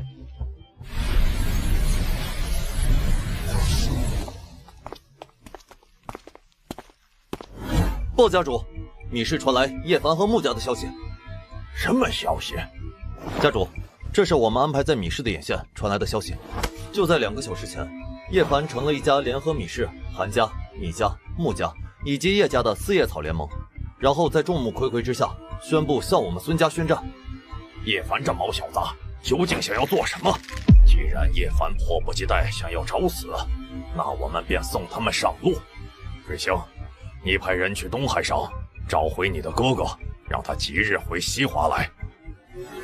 是，叔父。叶凡斩杀的筑基期不是其他人，正是我们孙家背后的靠山——幽鬼宗大长老之孙以及明老。连明老都不是叶凡的对手，我又怎能战胜叶凡？先把这件事告诉幽鬼宗吧。我给你们每人一个岗位，并会通过对岗位的胜任程度来判断你们的个人能力。如果你们能通过我对你们的考验，我不介意将你们培养成筑基期强者。筑基期修为，我也能修炼到筑基期了。别高兴太早，得先通过试炼才行。筑基期对我们来说本是遥不可及的，但只要通过试炼，我们相信家主能带我们突破修为。是时候前往西华市了。我和老师到西华市了。韩风，你将叶家家主带到通天大厦来，我在这边已经办理了入住手续，我在这里等你们。有人负责出行安排还真是方便，这样我便有时间提高自身实力，以防止幽鬼宗的袭杀。是时候前往拍卖会了。叶家主，韩风，你们来了。哼，洛洛还是叫我叶凡就好，不需要这么拘束。看来叶凡对我还是有些好感的。若是先前答应了叶凡的追求，那么现在我或许就是叶家夫人了。快看那妹子，定真了。我们进去吧。叶凡，你们跟我进来吧。通天大厦是通天拍卖行投资建设的，共有69层，而拍卖会便在第69层进行。因为我们是拍卖会的宴请者，能享受居住通天大厦内的酒店。当然，我们住在这里并不是为了省钱，反而是在60楼到68楼都有一些武者或者修仙者在里面摆摊交易。啊，看来通天拍卖行的实力还是很强啊。没错，通天拍卖行确实很厉害，就不知道几位有没有资格进去这拍卖会。这么极品的美女，不知道你叫什么名字？你，孙公子，你没事吧？我的牙！你们两个，给我打死他们！该死的家伙，你竟然敢对我们出手！不错，学会龙焰星火诀，突破至炼体5重境后，寒风的身手总算看得过去了。哦，你们敢对我们有坏心思，还不准我对你们出手，可笑！当着老师的面调戏师娘，这简直就是冒犯我老师的威严！该死的乡下人，我一定要杀了你！废话真多！我不管你是什么人，但是我要让你知道，在西华市对我孙翔动手的人，绝对走不出西华市。寒风，我们走吧。老师，这是为何？这次来西华市怎么能太无聊呢？孙公子是吗？你看，这次我们打了你，是你口出狂言挑衅我们在先。不过我相信你不是个讲道理的人，那么我就在通天酒店等你找我们，随时欢迎你们找茬。但是下次就不是过家家，我会直接杀掉你们。孙翔，孙公子，孙公子，还真是你啊！孙公子，你们这是怎么了？我，究竟是谁敢对孙公子动手的？是一群我们没有见到过的外地人。不管如何，也不管你是谁，这个梁子赵某会讨回来的。我们先不着急逛，等晚上再行动吧。一品护身符便制作完成，相对于炼丹师来说，炼器师来前会更快一些。哼，这样就足够了。寒风，你带着穆洛洛先去别的地方逛逛，我这里有些事。带着2个小朋友行动不方便，还是得单独行动。每个酒店都准备了一些面具，为那些担心买完东西被记住模样的人准备。哼，对我来说用不上，有易容术就够了。但为了融入幻境，还是戴上好了。来瞧一瞧，看一看，稀有之物不可多得，卖一件就少一件啊！就让我看看这里有什么宝贝。哦，老先生，这东西有何特别的？这是我在一处沼泽地中获得的，水火不侵，而且金属难伤其外皮，这些属性就注定着此物不凡。但我却不能分辨出它是何种灵物，不知道如何培植，也不敢轻易拿去炼制物品。在这里等一位他的有缘人。此物正是2品灵物乌灵木，拥有神奇的特性，便是水火不侵，能制作成熏，用来辅助修炼使用，当然也能制作成乌木铁剑等法宝。老先生，这奇物我要了。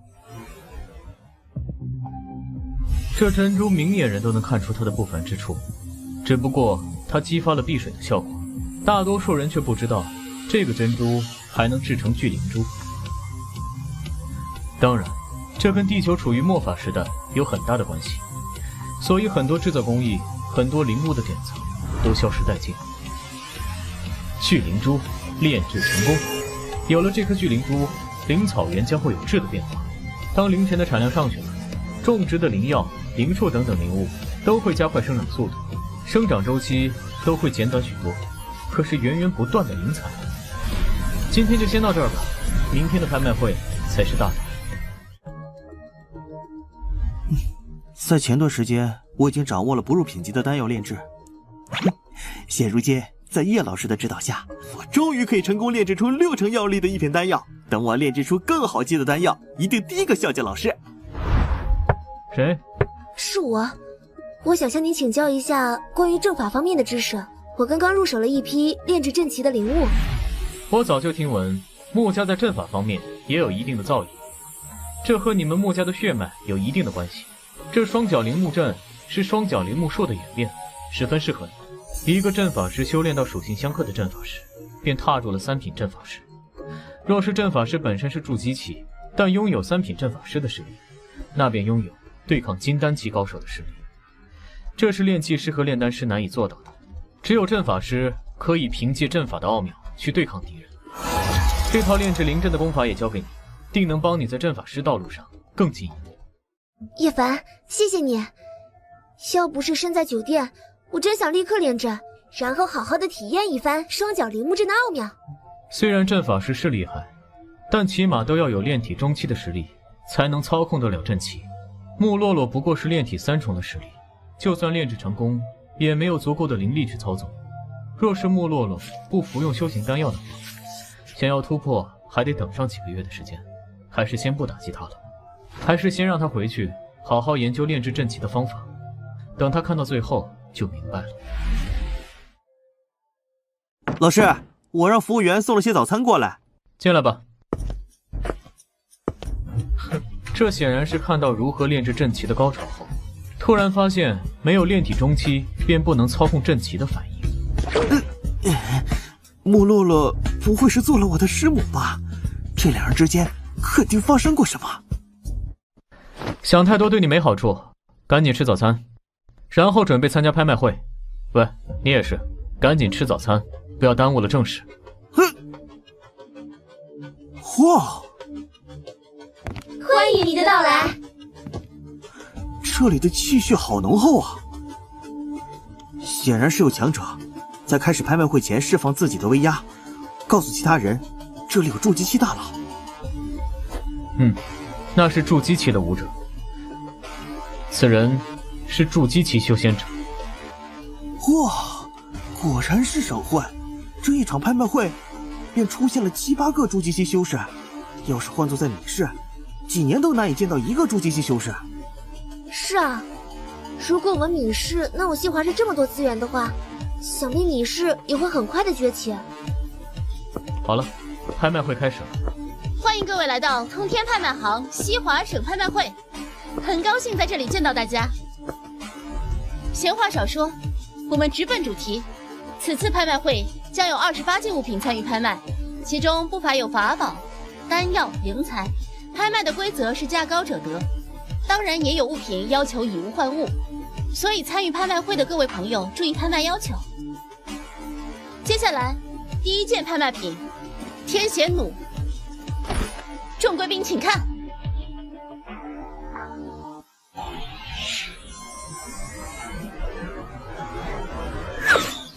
这威力绝对不弱于一个炼体9重境的强者全力一击。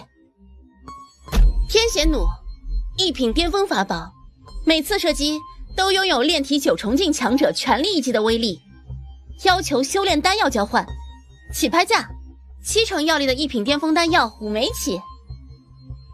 5枚丹药，6枚丹药，13枚。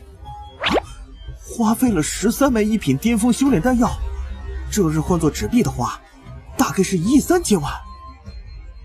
接下来的第8件商品，70枚低阶灵石，拍卖要求为2品修行丹药，药力7成以上，2枚起拍。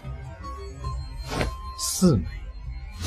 等了7件不感兴趣的灵物，终于等到了想要竞拍的物品，7枚低阶灵石，5枚丹药，2枚8成半药力。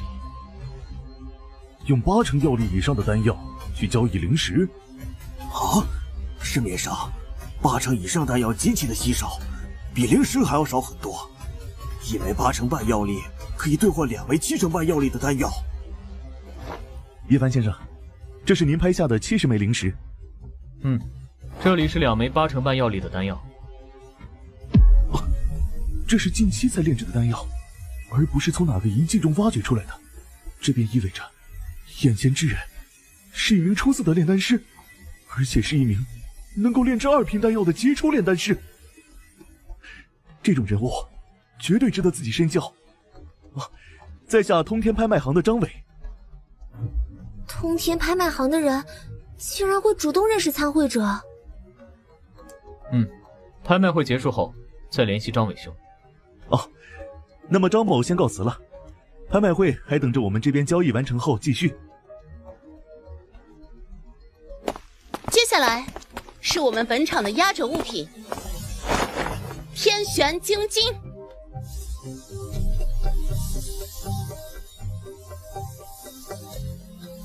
一场上武者的水平切在炼体9重，一个炼体9重境界的武者能够拥有上千斤的力量，也就是说，这块天玄金晶有着4000斤以上的重量。老师，这块金属是什么啊？这块金属叫做天玄金晶，有着至阳至刚的性质。因为至阳对幽暗属性有着极大的克制，所以打造出来的法宝是非常锋利。如果打造它的炼器师有着超高的技术，便能赋予武器斩断属性。凡是低于他品阶的武器都会被他一击斩断，所以这是一块非常顶尖的灵材，也是非常少见。但是这天玄金晶如果没有3品炼器师，根本很难将此物炼制成法宝，就算是3品炼器师也不一定能将它炼制成功。这东西这么厉害！这枚天玄精金将由我们通天拍卖行代拍，底价为10枚2品修炼丹或5件2品法宝。若不是炼器师出手太高，否则的话，将这块天玄精金炼制成法宝，我们通天拍卖行又多一道底蕴。8件2品法宝，这枚天玄精金成交。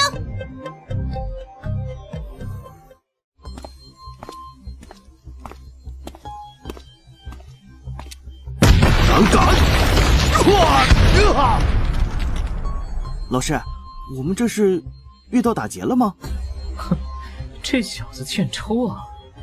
也不看看自己几斤几两，兴奋个球！5位筑基期修士，3位武者，2位修仙者，其中1位修仙者还是筑基中期。这次恐怕通天拍卖行都有麻烦了。此次目的只为通天拍卖行而来，其他人5息内离开，否则格杀勿论。你们2个先走。嘘，别废话了，我们走。好了，迅速离开。通天拍卖行的人打算提前出手，让更多参加拍卖会的人留在此处，想要借助这些人的力量对付这5位筑基期强者。上！哦，通天拍卖行好实力，竟然还隐藏着1名筑基期强者。哎，真是麻烦，又变成5对5了。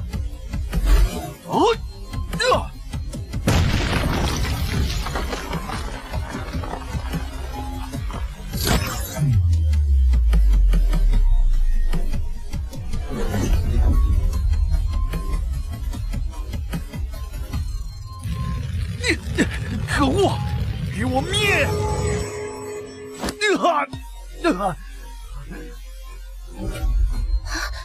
筑基中期，你们要看戏到什么时候？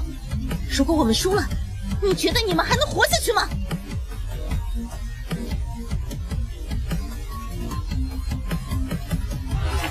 别乱动！这位兄弟怎么称呼？千叶。千叶兄弟不如此刻退去，我鸽子保证不会追究。哼，是吗？我倒不觉得你们会这样放过我。你们家的螳螂已经在磨着刀，只要我一走，就背着我砍我了吧？我想，在场上，只有我能与你一战。好，没想到小小的西华省，除了白猫所在的金剑门和血色面具所在的幽鬼宗之外，竟然还有如此强的武者。那么你就是西华3大宗门外的社会武者了。你出个价，然后离开这里。我就要天玄金晶，或者被我斩杀的所有人身上的东西。天玄金晶是我们必得之物，阁下换一个条件吧。我们通天拍卖行同意，只要你杀了他们，天玄金晶也属于你的。通天拍卖行出价更高。既然你找死，那就别怪我了。这股力量，哼，有意思。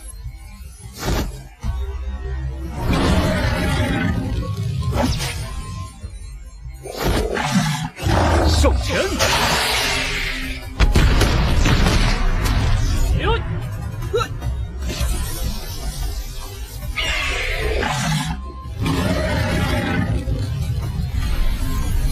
这是什么情况？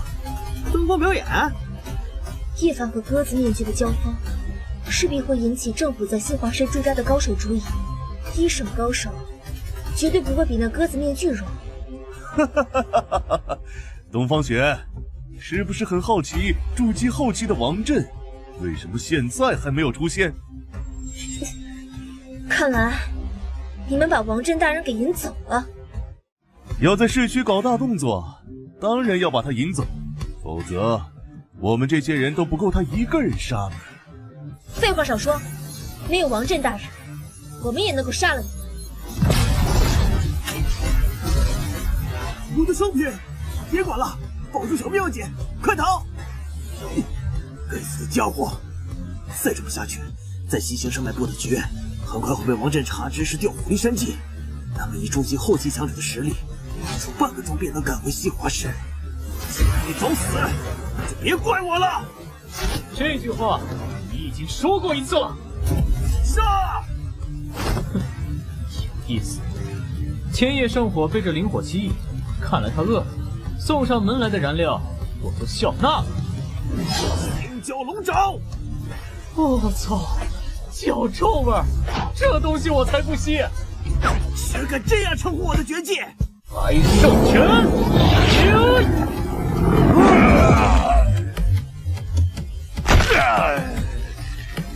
青蛟龙爪竟然不敌一回交锋，直接被咬碎。既然你找死，那就别怪我了。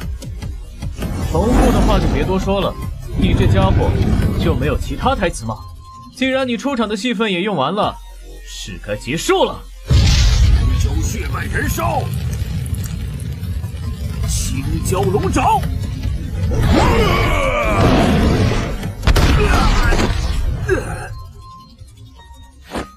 这根本不是筑基中期交手，简直就是筑基后期的强者交锋。疯子！酝养许久，一出手就杀了个筑基中期，不错。撤！杀青了。嚯，好家伙，大丰收！哈哈。千叶先生，全杀筑基中期修仙者，这换做很多同级的武者，基本都是相反的结果，被修仙者虐杀。千叶先生，恐怖如斯。东方雪，按照先前的约定，我斩杀这个人身上的物品，都归我了，是吧？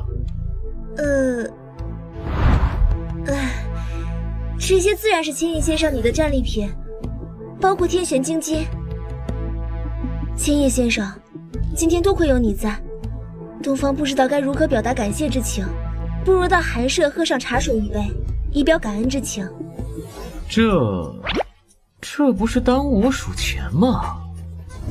东方家中还有些零食，千叶先生能否帮东方鉴赏一番？哈哈哈！我最喜欢零食了。这个千叶先生似乎很喜欢钱财。张伟，你在此处善后。如果王震大人回来了，你如实告知。我已经将整件事情禀告给总行还有王震大人。现在有更重要的事情，便是招募这个千叶先生。什么情况？这姑娘的眼神怎么这么犀利？总有一种被看穿的感觉。千叶先生，跟我上车吧。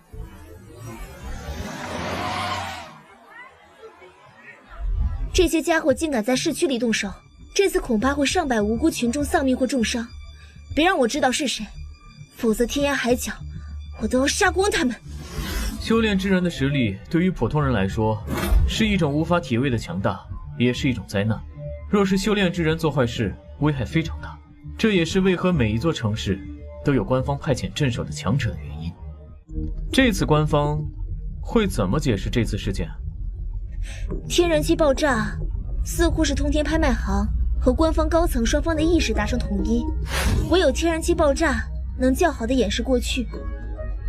我的实力原来和天然气差不多。这房子得多少钱啊？我这10万余额完全不够看啊！千叶先生，觉得寒舍如何？几年前东方买的时候，花了2个亿买下这片地，现在恐怕得价值10亿了。10亿？1颗一品丹药价值100万，10亿便意味着1000颗一品丹药，这就是土豪啊！这10亿至少能换50颗2品丹药，要是全给我服下，灵力修为势必突破到筑基期，把钱浪费在柱上，简直是土地主，太奢侈了。一品灵茶，静心茶，这和我先前在米天旭那里喝的不一样。从灵茶的喝法上看，前者用凡火，而后者用灵火。相比较下，东方雪的灵茶更胜一筹。这茶是东方费了不小功夫才在武夷山的老道那里交易到的。这个东方雪是想跟我炫富炫到底是吧？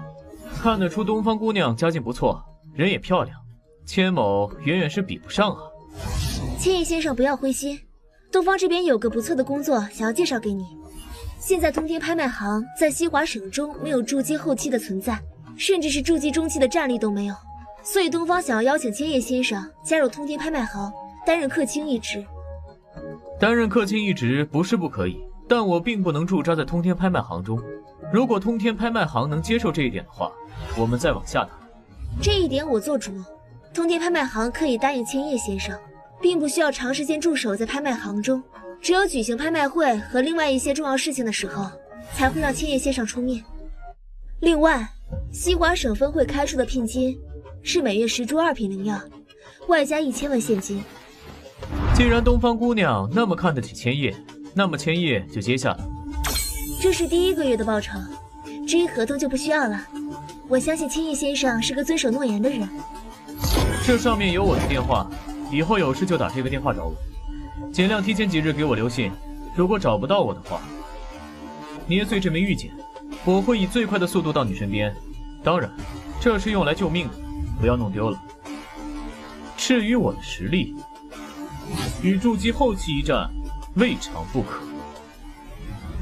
说好了用低调的车送自己离开，但是东方雪说自己这最低调的就是刚才他们送过来的劳斯莱斯，这简直就是赤裸裸的炫富。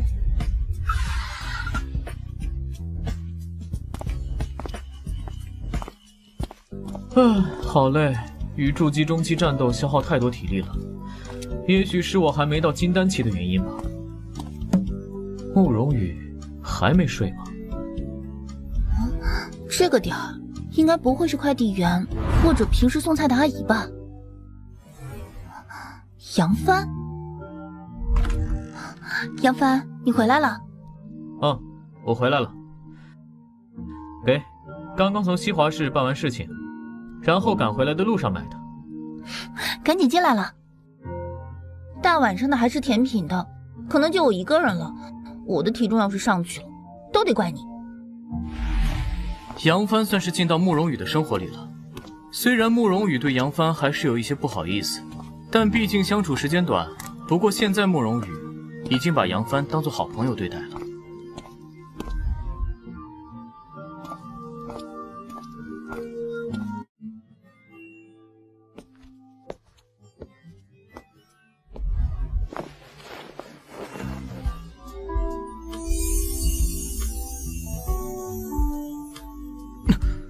我在做什么？刚刚怎么突然会有吻慕容羽的情绪呢？不过刚刚慕容羽靠在我肩膀时传来的那股味道，真的好香。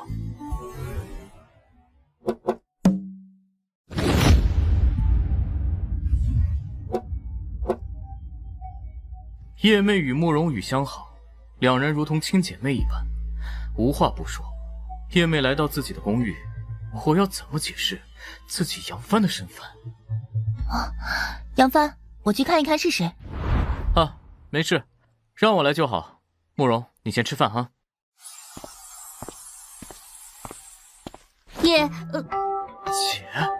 你怎么来我这里了？说，里面是不是有女人？姐，接下来你看到的可能会有些震惊。现在请你睁大眼睛看着我，还有竖起你的耳朵听我讲。那个，姐，你听我讲。唉，没想到却是在你这里。不过也好，你犯的错就该由你来承担。这是南大的录取通知书，以你学渣的身份，我费好大功夫才能把你弄进去。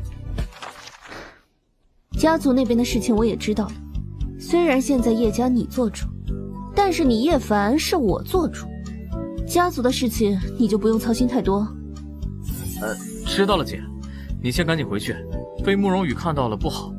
我等会儿让韩风买一部手机送过来，然后你再用微信联系慕容，约他出来，和慕容好好聊一聊啊。那就这样，我先走了。啊，怎么去了这么久啊？菜都凉了，我去热一下吧。啊，没关系，菜还是温温的。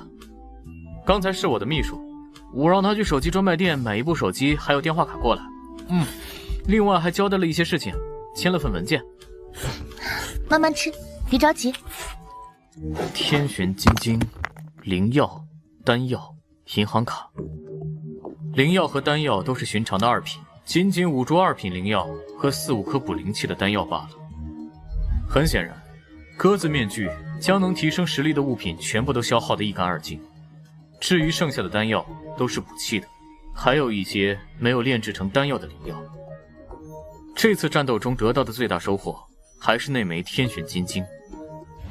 虽然我准备将其炼制成天玄避雷剑，但是所需要消耗的不仅有天玄金晶，还需要找寻避雷灵珠，两者相合，再斩杀9位筑基期妖兽，才能够将其炼制出来。但是这些都非常的难以完成，起码在地球上是难以做到的。家主，这里没什么事情，你去忙吧，顺便帮我把其他盟主叫来叶家，等我出关。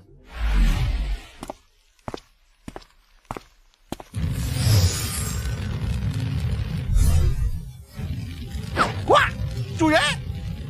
火锅，看到前面那个天玄金晶了吗？等会儿你用你的妖火帮我炼制这枚天玄金晶，做得好，我便将不差于地火炎莲丹的灵物奖励给你。鸽子面具强者身上有蛟龙血脉，而且浓度不弱于火锅。提取。火锅，这可是比地火炎莲丹还要补的青椒血脉呢。主人，我想要吃掉它。做得好就奖励给你。主人，我准备好了。那就开始吧。先用地火烧尽天玄金晶外层杂质。猛火起，火候正好。火锅，轮到你了。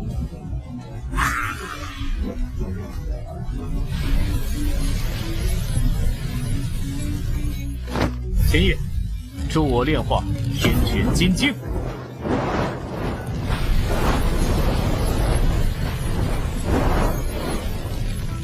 接下来是最重要的一步。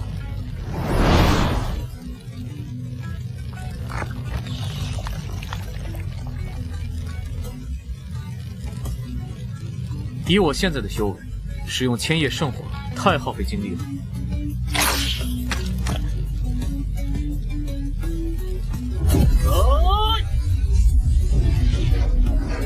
很好，天玄剑成。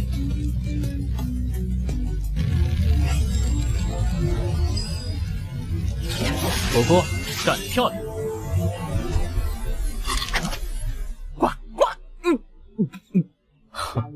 吞这么快干嘛？我又不会反悔。果不其然，吞噬青椒血脉后，因为血脉的提纯，会导致身体缩小，陷入沉睡。还是把火锅带在身边吧。若是血脉进化的过程出现问题，我也能够帮上忙。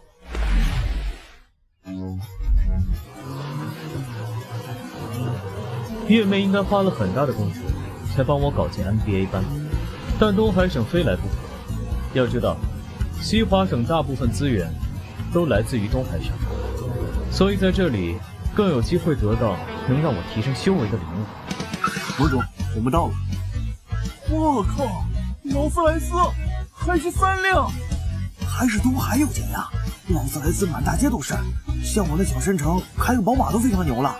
这届的土豪真多。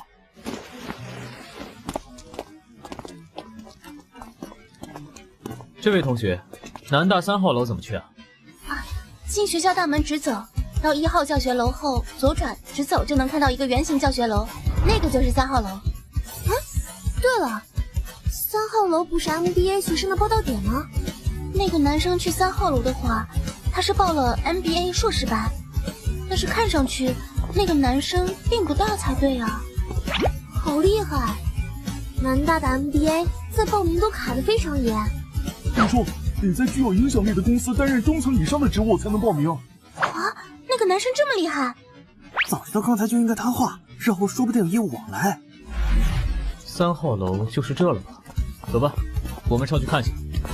你好，这里是 MBA 硕士班的报到点吗？你好，这里是 MBA 硕士班报到点。若是要报到，将录取通知书复印件留下一份就可以了。这个是宿舍楼的钥匙。MBA 班的宿舍都在新宿舍区，都是小别墅型，钥匙上有写门牌号，你过去就可以了。开课的时间是5天后的9月13号，地点在这栋楼的3层大教室。同学，还有什么疑问吗？没了，谢谢几位同学。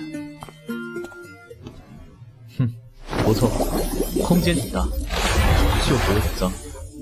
清玄留下，张山带着其他队员去外面购买一处庄园，要靠海的那种。作为我们4叶草在东海的据点，由制药公司中的利润出。是，盟主。陈玄，趁着这个机会，我们俩熟悉一下校园。盟主，这南大果然是全国有名的学府，就光是学校就是我们米氏大学的10倍大。你再看看这里的学生是多么的年轻漂亮，身材是多么的棒，一个个皮肤是这么的白嫩。为老不尊，都30、40的人了，都可以做别人的爸爸了，别动这些歪心思。才37，我哥才40岁，要我这个年龄放在棒子国可是抢手货呢。行了，我辈修行之人，生命自然不会是短短100年，尤其是你们跟在我身边，指点不会是炼体，而是筑基，甚至是在这之上。若现在寻找一个普通人，几十年后他离世，而你还年轻人，这种感觉自然不会好受，所以要找也得找修行之人。是，盟主。盟主说到我的指点不会是炼体境，而是筑基，甚至是筑基之上。跟着盟主混，简直是未来可期呀！好了，好好看一看这里的风景，还真美啊！这些穿比基尼的小姐姐身材真棒。小心！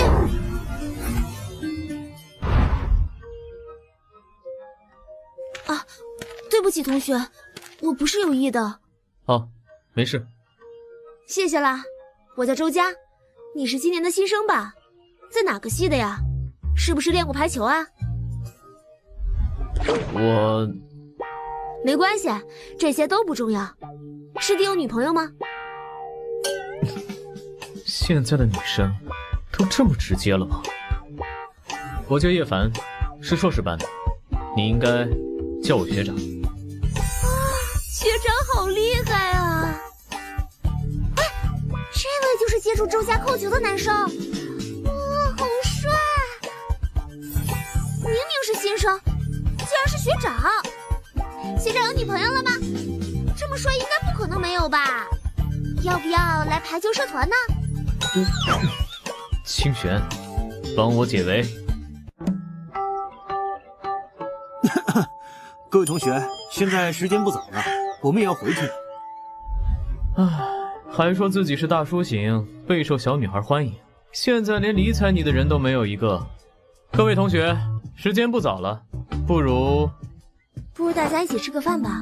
我们去东海的食堂，今天是唐大厨掌勺。今天叶凡第一天来到东海，不容错过。是啊是啊，唐大厨的菜可是上了舌尖呢，是我们东海必不可少的美食。哎，壮哥，你看那个是不是周佳？我操，那不是排球队的女生们吗？说什么呢？不知道周佳是队长喜欢的吗？哼，老子都没牵过周佳的手，你小子竟然敢捷足先登！炼体境3重，哼，有点意思。赵有光，你给老娘滚开！周佳，这是男人之间的事情，你不要插手。你别生气，会长皱纹的小人物，也只能用幼稚的手段吸引异性的关注。说吧，你想干嘛？小子，有没有种跟老子来一场1对1单挑？我们用篮球决胜负。如果你输了，就不要和周家有任何联系。还是对决了呀？不过那也是，盟主没有一巴掌把这小子拍死都算仁慈了。用文明的篮球更适合盟主在小女生心中的形象。哼，篮球1对1单挑还没见过队长输过，而且大多数不知天高地厚的家伙都被队长用篮球打败，有些不服气的家伙还想动手。呵呵，动手才是队长最厉害的手段。这个小子怎么看都是输的。你先。我怕我拿到球，你就没机会出手了。叶凡加油！哼，等会儿别哭。啊，竟然不上去防守，这是要输的节奏。目中无人的家伙！嘿！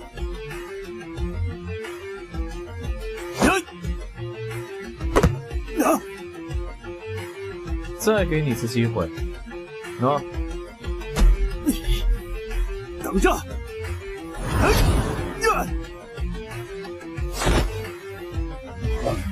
半空中的球直接被抓住了，学长太帅了！好了，到我了。他能够跳这么高的高度，必定不是普通人，可能和我一样是一位武者。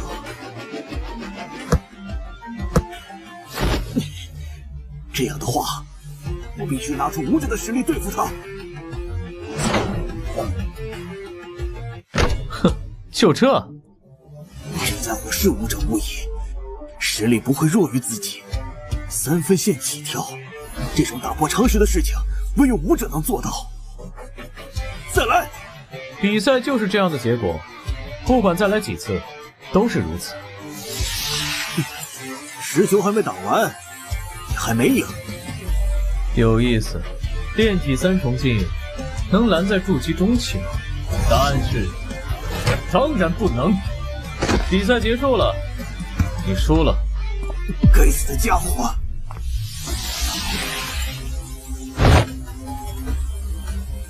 呀！哼，怎么，你还想对我动手？不是所有的人你都可以得罪的，尤其是把你踩在脚下的。走吧，以后张耀光便不会再打扰你了。叶凡，谢谢你帮了我这么大的忙，不如我以身相许来报答你吧。现在的女生啊，实在的太恐怖了，动不动就以身相许。要知道，我也是矜持的人啊。清泉。怎么了，盟主？为什么我这么优秀，现在还是单身？这个，为什么你一到学校便吸引了这么多妹子的喜欢啊？因为我是叶凡吧。看来不能轻易出门了。篮球队和排球队都在拼命找我，篮球队找我无非是想找回场子，而排球队找我。盟主，张生传来消息。今晚有一个家族间的聚会，您需要出席吗？家族间的聚会听起来很是无聊，拒绝好了。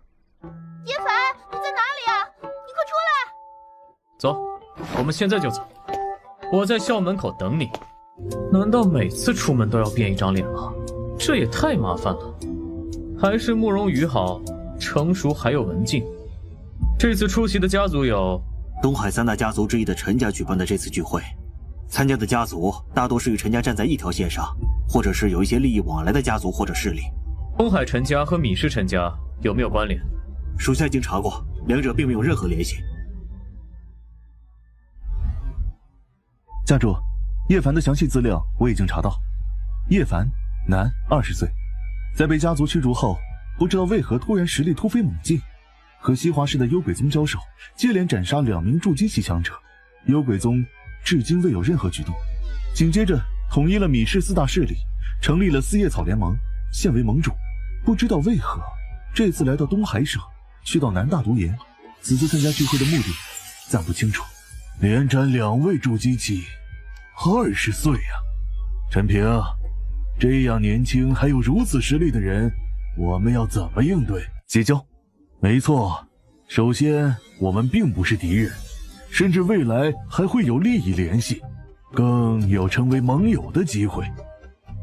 如此年轻便拥有筑基期的实力，哪怕我们背后的那位子嗣也近30岁才跨入筑基期，可见叶凡的未来不可估量啊！既然叶凡发出善意，那么我们陈家也将善意传达给叶凡。今晚的聚会，我会亲自出面和他交谈。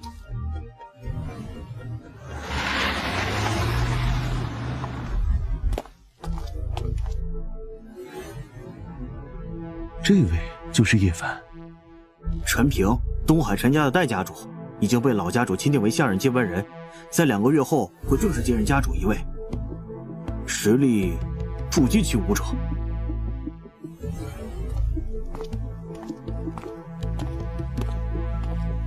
啊，这么年轻的人到底是谁啊？一出手便先和陈家主握手。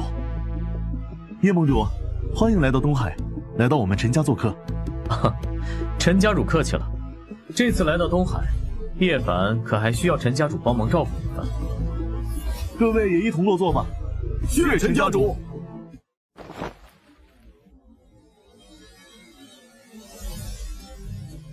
大家可能对叶盟主有些不熟悉，我和大家讲一讲。叶盟主是西华省顶尖势力之一的掌管者，实力惊人，有着斩杀2名筑基期的辉煌战绩。而我陈平正是非常钦佩像叶盟主这样年轻有为的强者。在这里，我要敬叶盟主一杯。20岁便跨入了筑基期，逆天啊！看来此人不但天赋过人，背后的资源也足够充足。陈家主过分赞扬了，我可不是凭空赞扬叶盟主的。要知道，叶盟主还有斩杀2位筑基期的战绩。此次召集大家，是为了对付东海水帘岛上的恶兽。水帘岛的恶兽实力惊人，我曾与其交手数个回合都不能占到上风。此次召集诸位，就是想凭借众人炼体9重境界的实力，慢慢消耗恶兽的实力，最后再由我出手将其击败。但此次没想到叶盟主也到场了，在这儿，陈某想问下叶盟主，对这件事感兴趣吗？当然不会让叶盟主白白出力。此事办成后，陈家未来的灵药份额将给四叶草联盟1成。陈家灵药份额的分配，这里所有人加起来也不过3成，但叶凡一入场就能占1成份额。看来这次行动并不简单，确实是陈家无法轻易解决的问题。陈家主，这个凶兽是何种妖兽呢？2品妖兽苍风鹰，实力惊人，灵性极高。灵药份额，这里面有多少2品或者3品灵药呢？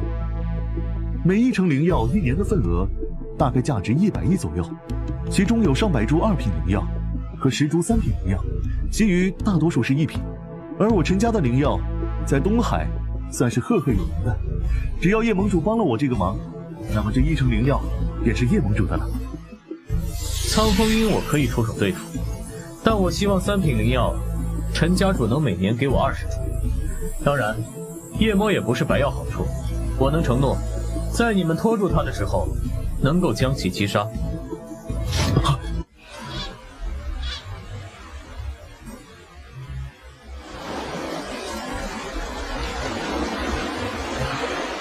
到了。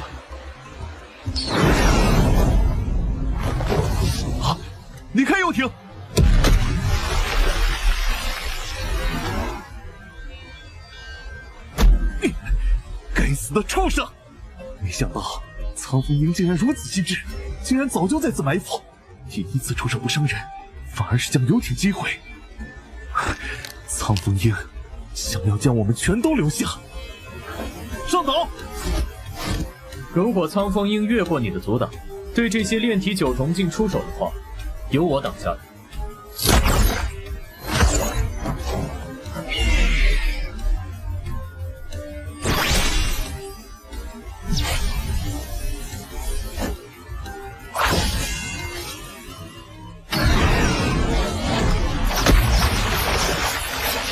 风刃这样的攻击，不过是苍风鹰气急败坏之下发出的，威力并不大。炼体九重镜的实力足够挡下来。浮空剑诀！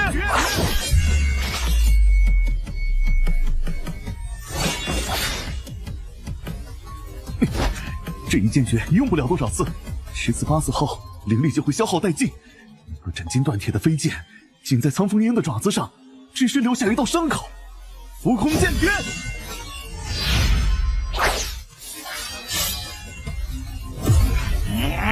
敢耍我！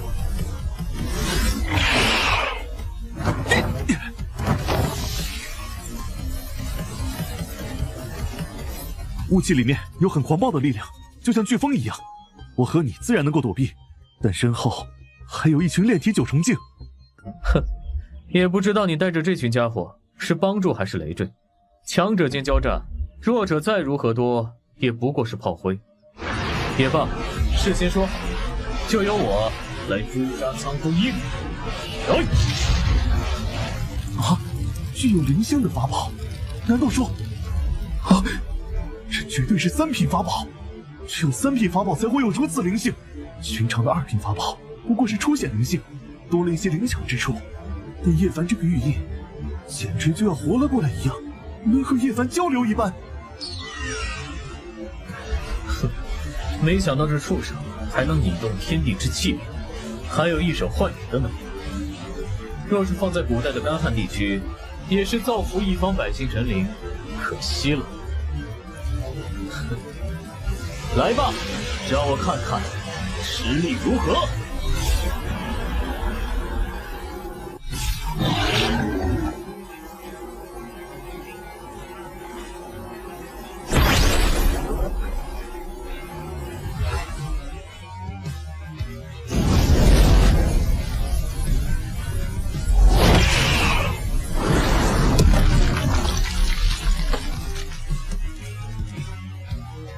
小岛被砸穿了，不等我们出手拖住苍风鹰，直接将苍风鹰震伤了。叶凡大佬恐怖如斯，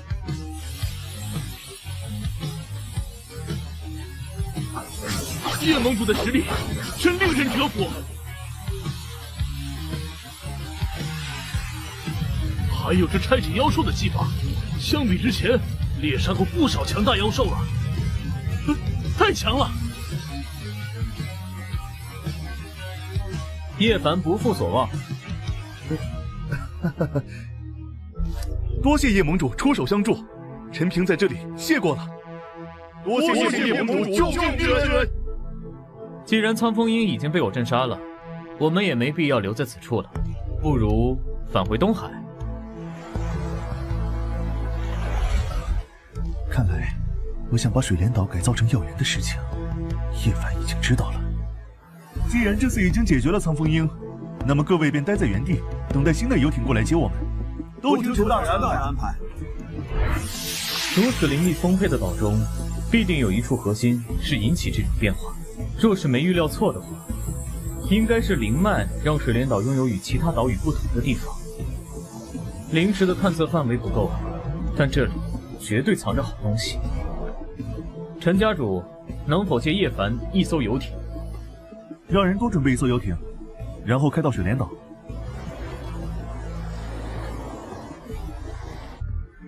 让这位陈家族人也和你一起走吧。好，那叶盟主，我们东海再见。虽然不知道叶凡要做什么，但肯定不是为了占据这座岛。就算叶凡想要占岛，在场的人根本拦不住。叶盟主，船上已经放了这次属于你那一份的2品、3品灵药。至于其他1品灵药和不入品灵药，我再让人送到米市。好，多谢陈家主。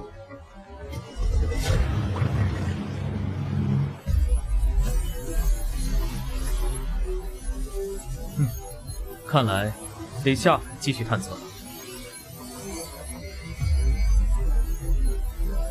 海底灵帽，这是末法时代极为罕见的灵帽。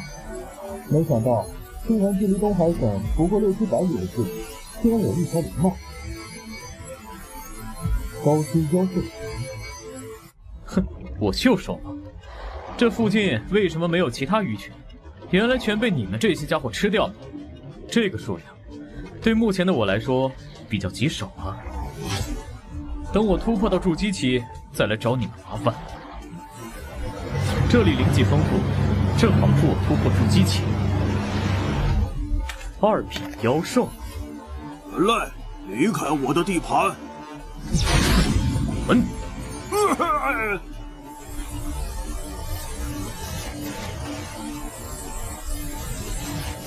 每一处小岛都有妖兽占据，若是有人发现了这处小岛，还有海龟阻挡入侵。杀了海龟，恐怕就会有其他人想要占领这座岛。哎呀，我的小岛啊！这座岛我只是借用一下，等我走了再还给你。哦，是那只该死的老鹰，没想到被这个人类杀了。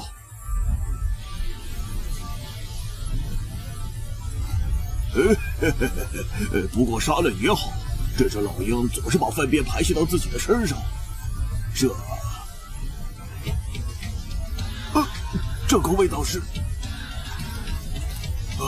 该死的人类，我忍不住了。没发现我就笑纳了。是想吃丹药，还是想变成丹药啊？不要，我不想变成丹药。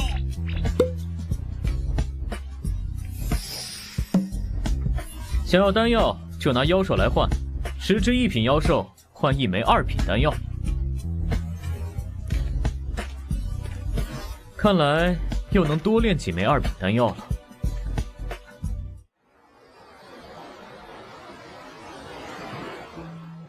收场也迟了，那个人类手上可是有2品丹药。回来了，不错，收。喏，按照约定，这是你的了。皓月，准备的差不多了，开始突破筑基吧。吞噬，吸收。够，再来。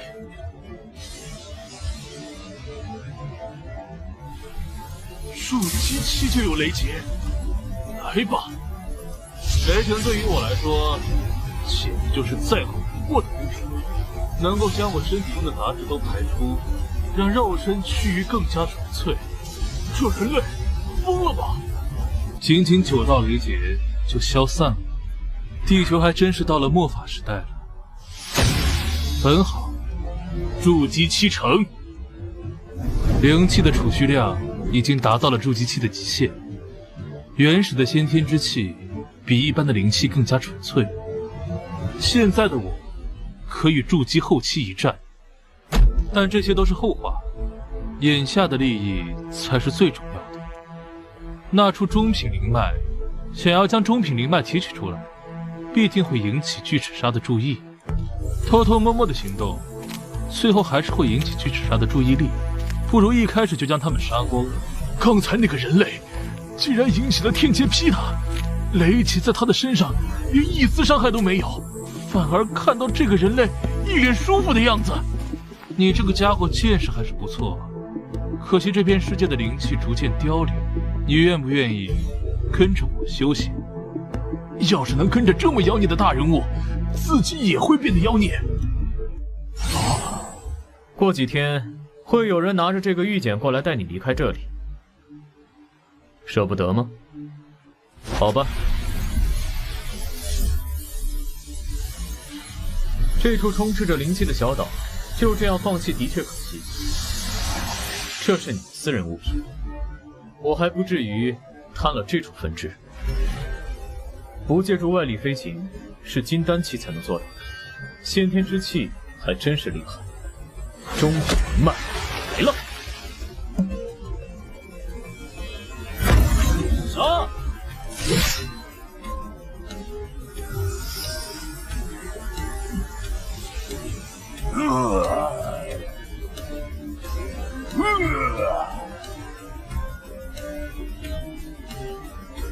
下一个就轮到你了。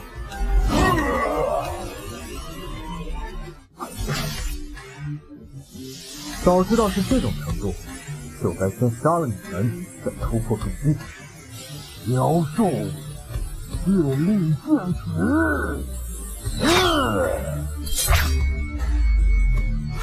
哼，挺聪明，知道近身打不过，先用远程妖兽进攻吧。不用的技能，用1次就够了。这个人类消失了。这呢？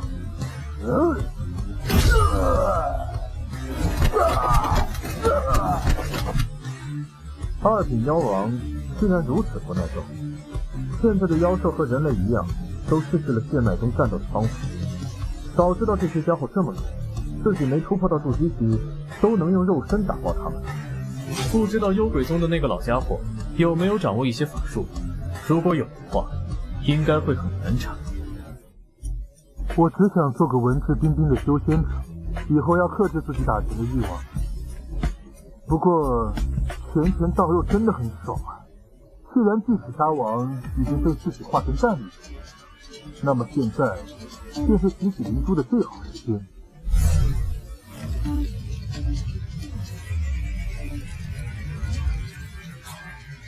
发生什么事了？中品灵脉到手，那只海龟，到时候让穆青城他们带回东海。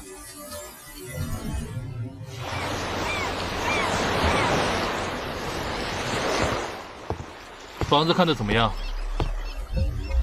大伙找到一处非常不错的庄园，就在我们这个码头附近不远处。庄园大概有1200平，还包含了含景点品质的沙滩，一处游艇停泊点，外送1艘游艇，市值30个亿。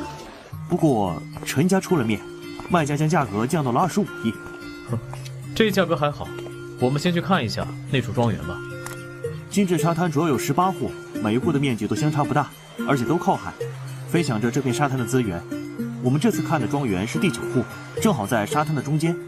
每当太阳升起的时候，沙滩上就会绽放金色，所以这片沙滩叫做金致沙滩，正是形容的这么一回事。这个庄园除了主卧，还有8个客房和卫生间，一处书房，一个健身房，一个游泳池，2个厨房，还有一个地下车库以及一个娱乐室。不错，这地方比东方雪的还要豪华。明天就把这处庄园签下来，然后我在路上看到周围还有一些商品房，你去买上10套，钱的话就让盟里直接出。一株2品灵药大概在100万左右，一株3品灵药大概在1000万左右。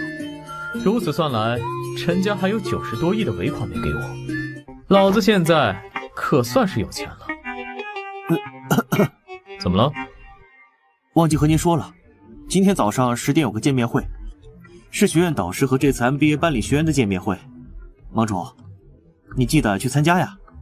失态了，自己之前好像也没有这么喜欢钱的。叶盟主，剩下大约90亿的灵药已经送到密室了。没错，我就是喜欢钱。MBA 班本身是面对社会精英阶层的继续教育课程，在场的不仅有南大原先的学生，还有来自社会各个行业的精英。叶家给我安排的角色是魅力公司副总裁，魅力是华国化妆品的大黑马，想必只需要1-2年的时间，便会成为国际化妆行业的巨头。现在，请班上这位最帅的同学先来自我介绍一下吧。在下叶凡，魅力公司的副总裁。另外，教授说的对，我是全班最帅的。我是冯氏企业分部门总经理冯海。何氏企业分部总经理何振白。既然我们这是一个班级，自然要有班长。想必叶凡、冯海、柯振白、马腾、梁振兴、张磊，你们6人对这个也不感兴趣，不如让给这些年轻人如何？郑细梅，就由你来担任本班的班长吧。因为郑细梅是我原先的学生，所以老头子我也选了个熟悉的人当我的助手，你们看可以吧？如果大家有异议的话，也可以和我提，大家投票选择。郑氏四小姐也在班上，剩下还有2位同学，来自东海5大家族的勾家和蓝家。如此看来，南大的一个研究生班却汇聚了整个东海最具影响力的几大势力。东海因为地处华国东海岸线，地理位置优越，经济水平发达，让本地许多家族和行业发展迅猛，成为华国有名的有影响力的一方势力。尤其是本土家族，实力极为强大。东海最具影响力的5大家族、3大企业都在这儿。在这里，无论是5大家族还是3大企业，无不缺席，甚至还有黑马魅力参与进来。如果整个班的同学一起跺一跺脚，恐怕东海都会震一震。我叫李思礼，是南大工商管理系教授，管理学院的副院长，同时也担任政府的经济规划顾问，有幸成为各位的老师。因为在座有接近一半的同学都是在各自的公司担任重要的职务，所以我们的课程也不会非常满，每周有1次课，每次课都会给同学布置任务去完成。那么我们下次课的时间是这周5的下午2点半开始，各位同学记得要准时到场。现在就解散吧。大家要是有空的话，不如一起吃一顿饭吧。主意不错。今晚我另有安排，下次再聚吧。这……啊，郑家的郑希梅第1次邀请就被叶凡拒绝了。一家半路出身的公司副总，就敢如此嚣张，真是可笑。希梅，要不要我让人教训下他，让他知道，东海的天是由谁决定的？篝火，由他去吧，我又不是太上皇，哪能决定人家去做什么呢？我订了大福天的贵宾阁，各位移步过去吧。哼，居然敢不给我的女人面子，等着瞧。毛叔，在忙吗？小伙有事情想要拜托你帮忙一下。说吧。毛叔，我想了解一下魅力的叶凡。可以。这个叶凡所在的魅力，竟然是华国有望破1000亿市值最快的。叶凡这个年仅20岁的青年，居然是一个家族的族长，更是西华省一大势力的盟主。既然是篝火有意对叶凡做什么，我也不怎么在意西华家族这个儿子。既然篝火找死，那我就帮一帮他。告诉篝火，说叶凡是个地级市家族的族长，实力不详，年纪20。遵命。族长啊，别以为我不知道他是你的狗，正好一次除掉你2个棋子。查叶凡信息的事情，我会栽赃在这个叛徒身上，那么篝火死了，就不能怪我了。跨入筑基期后，手头上原本不能够炼制的材料，现在都可以转化为实力的一部分。若是服用10颗3品丹药，我便能跨入到筑基3重；若是要服用2品丹药，则要100颗左右。如今提升实力需要2倍量的丹药，让灵药这样的东西基本是有价无市。虽然市场上2品灵药一株100万，3品灵药一株1000万，但若放100亿去收购，恐怕也只能买到几株罢了。我现在是有钱，但是想要换灵药，恐怕大家都不买账。毕竟灵药这个东西能够让武者和修士提高实力，钱却不可以。除非以物换物，用灵物去交换。烧去这些肋骨中的糟粕，只留下精髓。杀类的品质不过是1品左右，如果将其炼制为一套阵旗这种组合型法宝，便能提高法宝的品质，达到2品。通过18根泪沙炼制成18根阵旗，然后刻上灵纹，便能发挥巨大的威力。激发阵旗，便能唤出一只巨齿鲨，拥有筑基1品的实力。只可惜，如此逆天的物品需要消耗大量的灵力，若是筑基期使用，基本会抽空身上大多数的灵力。所以要当杀手锏，还得备好灵药。唉，魔法地球的水平如何，我心中有数。一般人根本消耗不起使用此阵旗的灵药，此物空有其表，用处不大呀。呵呵，不过这套灵杀阵旗恐怕会引起很大的轰动，不如送去拍卖。至于由谁拍卖，那就找扬帆身份的东家通天拍卖行好了。10颗3品丹药加上灵杀阵旗，恐怕得拍出近1000亿的价格吧。不过，如果将灵杀阵旗拿去卖的话，那岂不是人人都得提防着买了阵旗的人？这样的话，不就没有惊喜了？不如将阵旗卖给陈家好了，直接让陈家用3品灵药来交换。下面这些3品灵药不多数，炼药。等这批丹药炼制完成后，我再寻找材料将你修补回3品吧。3品炼丹炉对炼制3品丹药有着额外的加成，能够提高丹药的药力以及成丹的几率。若是用2品炼丹炉去炼制3品丹药，便没有加成效果，还会提高炼制失败的概率。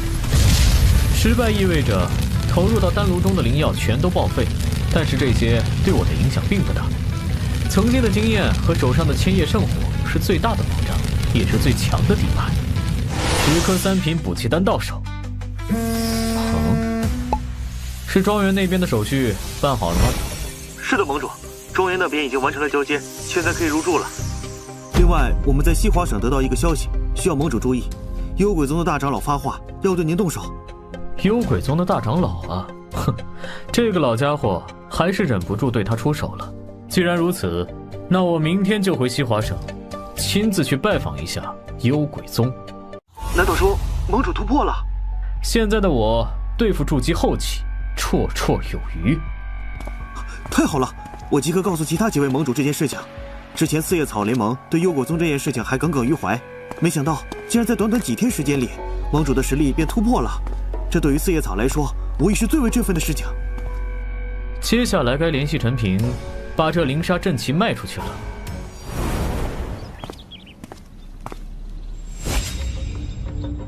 这家伙又是谁派过来盯着我？按道理我来东海，好像还没和任何人结怨吧？对方安排了修行者来监视自己，难道是对我有所企图？还是先离开学校吧，在学校不方便动手。出来吧，从南大一直跟着我，有什么事情就说吧。哼，既然被你发现了，想必你也是修行者吧？我给你个机会，现在自己动手杀了自己，还可以留个全尸。算了，看你的样子，是不会主动告诉我是谁让你来的了。啊，这个人修为远远在我之上。既然做了杀人的准备，那也要做好被杀的准备。破灵术，说吧，是谁派你来的？又因为什么原因？是我们勾家的少公子篝火，让我过来杀了你，因为你在昨日对郑家小姐不尊重，让篝火公子非常不开心。篝火公子是郑小姐的追求者，所以他想杀了你泄愤。我可不是你们这群小鱼小虾能够动的。这就是那个男人说的地方。没想到你能在勾鹰的手下活着，显然你的实力也不错。但是你千不该万不该，不应该来这里。包括我自己在内，这里可是有5位炼体9重境的保镖。唉，这些小虾小鱼为什么都觉得我好欺负啊？看你的样子，你也知道不少。我还是那句话，既然你做了杀人的准备，也要做好被杀的准备。大言不惭，都出来！勾成坤，怎么了？篝火少爷，你看，前面那个是谁？没想到勾鹰没能杀死你啊，不过也好，这样我也能亲手把你杀了。这东海的大家族，怎么进出这样的人才啊？把叶凡抓起来！是。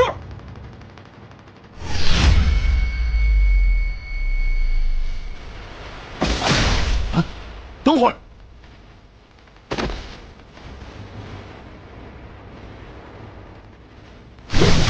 不要！不要杀我啊！哼，想逃？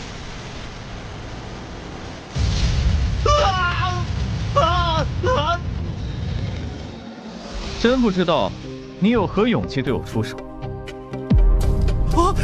你竟然是祝吉奇！你不知道我是一大势力的盟主吗？如果我知道你是祝吉奇，我肯定不会对你出手啊！一定是狗谋这个老家伙算计我的。看来是有人想借我这把刀杀掉你，带我去找他。啊！篝火少爷！啊！到底发生什么事了？你是何人？找死吗？东海勾践还不够资格。3位筑基期，东海的大势力，每个都能媲美幽鬼宗，勾家也是如此。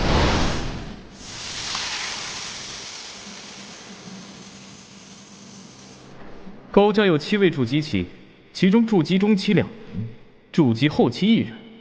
看样子，勾家并没有金丹期。既然到了勾家，你可以安心上路了。只要没有金丹期，我有把握闯一闯这勾家。长老，快救我！放肆！找死！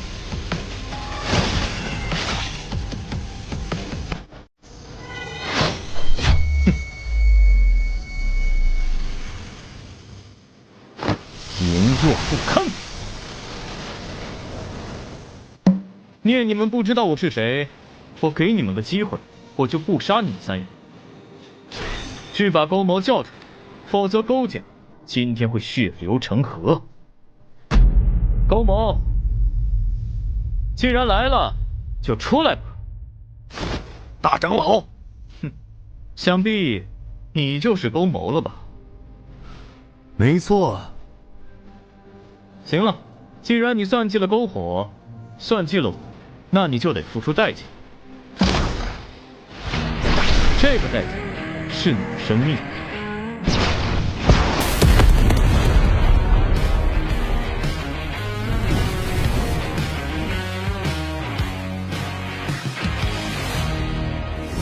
大胆贼子，竟敢杀我儿！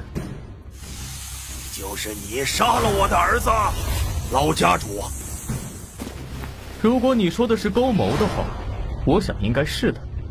你为什么要杀他？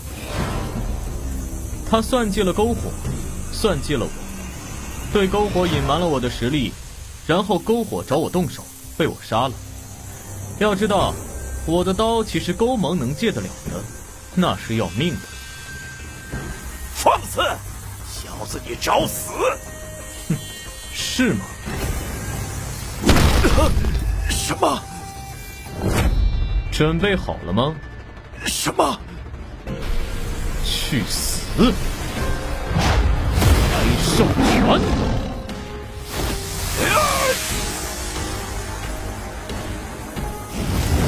烈焰拳！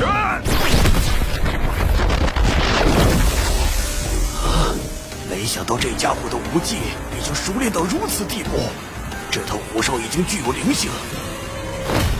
想要将这招击破，得费一番功夫。霸王杀！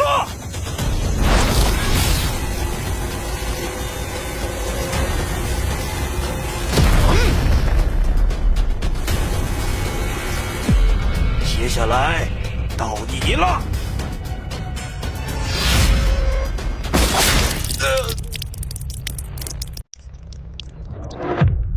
叶盟主，您看，孽子似乎和您之间有些误会。既然你们已经解决了，能否放过高家一回？高家能不灭门，但是高家所有资产上交90%。明白。高家有2座灵矿脉，都是下品灵矿，偶尔能产出3品灵矿，但更多是1品和2品灵矿。高家在东海大大小小有近3000亿的地产，企业也有数十家，共计5000亿资产。以一人之力重创高家，这下整个东海就该知道我叶母的厉害。消息传出，若那小小的幽鬼宗还敢来犯，就怪不得我灭门了。盟主，高家90%资产已清点完毕，2座下品灵矿脉的开采权和手续全在这里了。3品灵矿的月产量稳定吗？陈家那边的协助力度如何？回盟主，每月能稳定产出4块3品灵矿，1品2品占比80%。陈家已派10位炼体9重修士驻守矿脉，防御无虞。幽鬼宗的余孽有动静了，我感应到一股阴邪气息正在靠近。方才收到四叶草联盟传讯，幽鬼宗大长老带着5位筑基期修士已潜入东海海域，目标直指您和灵矿脉。正好，省得我亲自去西华省。陈平，灵煞阵旗的兑换物资准备好了。20株3品灵药，全是1000年份的上等品相，另外还有50斤深海灵砂。盟主，请查验。阵旗你收好，可护陈家100年无忧。穆清玄，高家资产尽快变现，全换成灵药和炼丹材料。叶凡小儿，杀我幽鬼宗弟子，毁我宗门根基，今日便让你血债血偿！放肆！叶盟主面前求你撒野，今日便让你有来无回！筑基后期，幽鬼宗还真是没人了，派个老东西来送人头吧。大长老，无需与他废话，联手拿下，抽他灵脉，炼制成傀儡。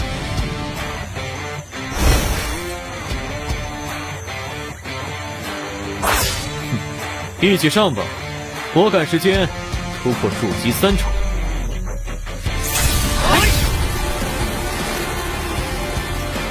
过望剑光，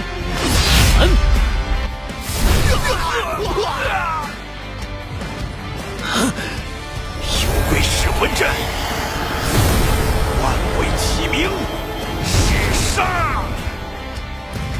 区区阴邪之术，也敢班门弄斧？圣火焚邪！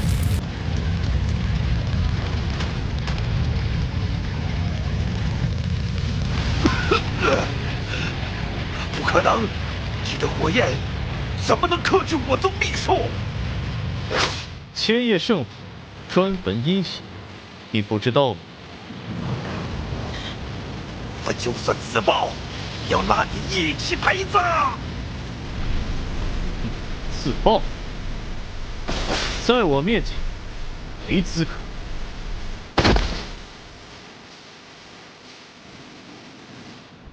盟主太强了，筑基后期修士一招就秒杀了。在我面前没资格。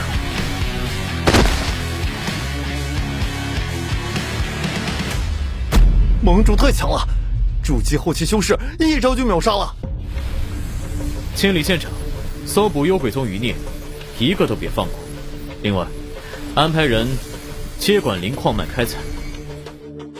是，属下即刻安排，保证不让任何一个余孽逃脱。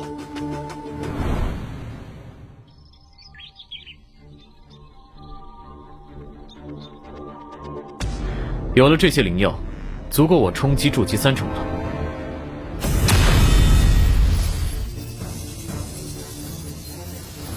千叶圣火，炼！3品增元丹，成！凝气，聚丹，不可出错。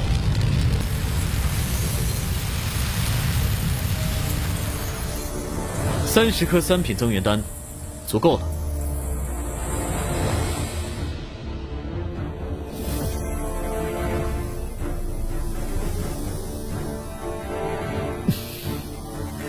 筑基3重的屏障快破了！盟主，大事不好！勾家残余势力联合了东海另外3大家族，正往中原赶来。哦，死到临头还敢蹦跶，看来之前的教训还不够。正好一并解决，让东海彻底没人再敢挑衅我。叶凡，交出连矿脉和勾家资产，否则踏平你的庄园！哼，就凭你们这3个家族的这点实力，也敢来捋虎须？叶凡，别以为杀了勾某和幽鬼宗大长老就天下无敌。我们请了散修中的筑基高手，今日定要拿下你！叶凡，识相的交出所有资产，我们可以饶你不死，否则别怪我们心狠手辣。灵杀阵起，听我号令，召！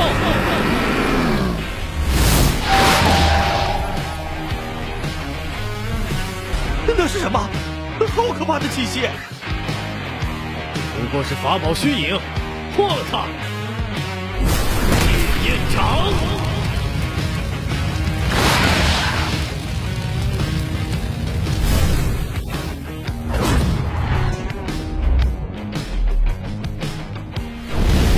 不可能，这法宝怎么会这么强？现在还有谁想试试？快跑啊！打不过的！既然来了，就都留下吧。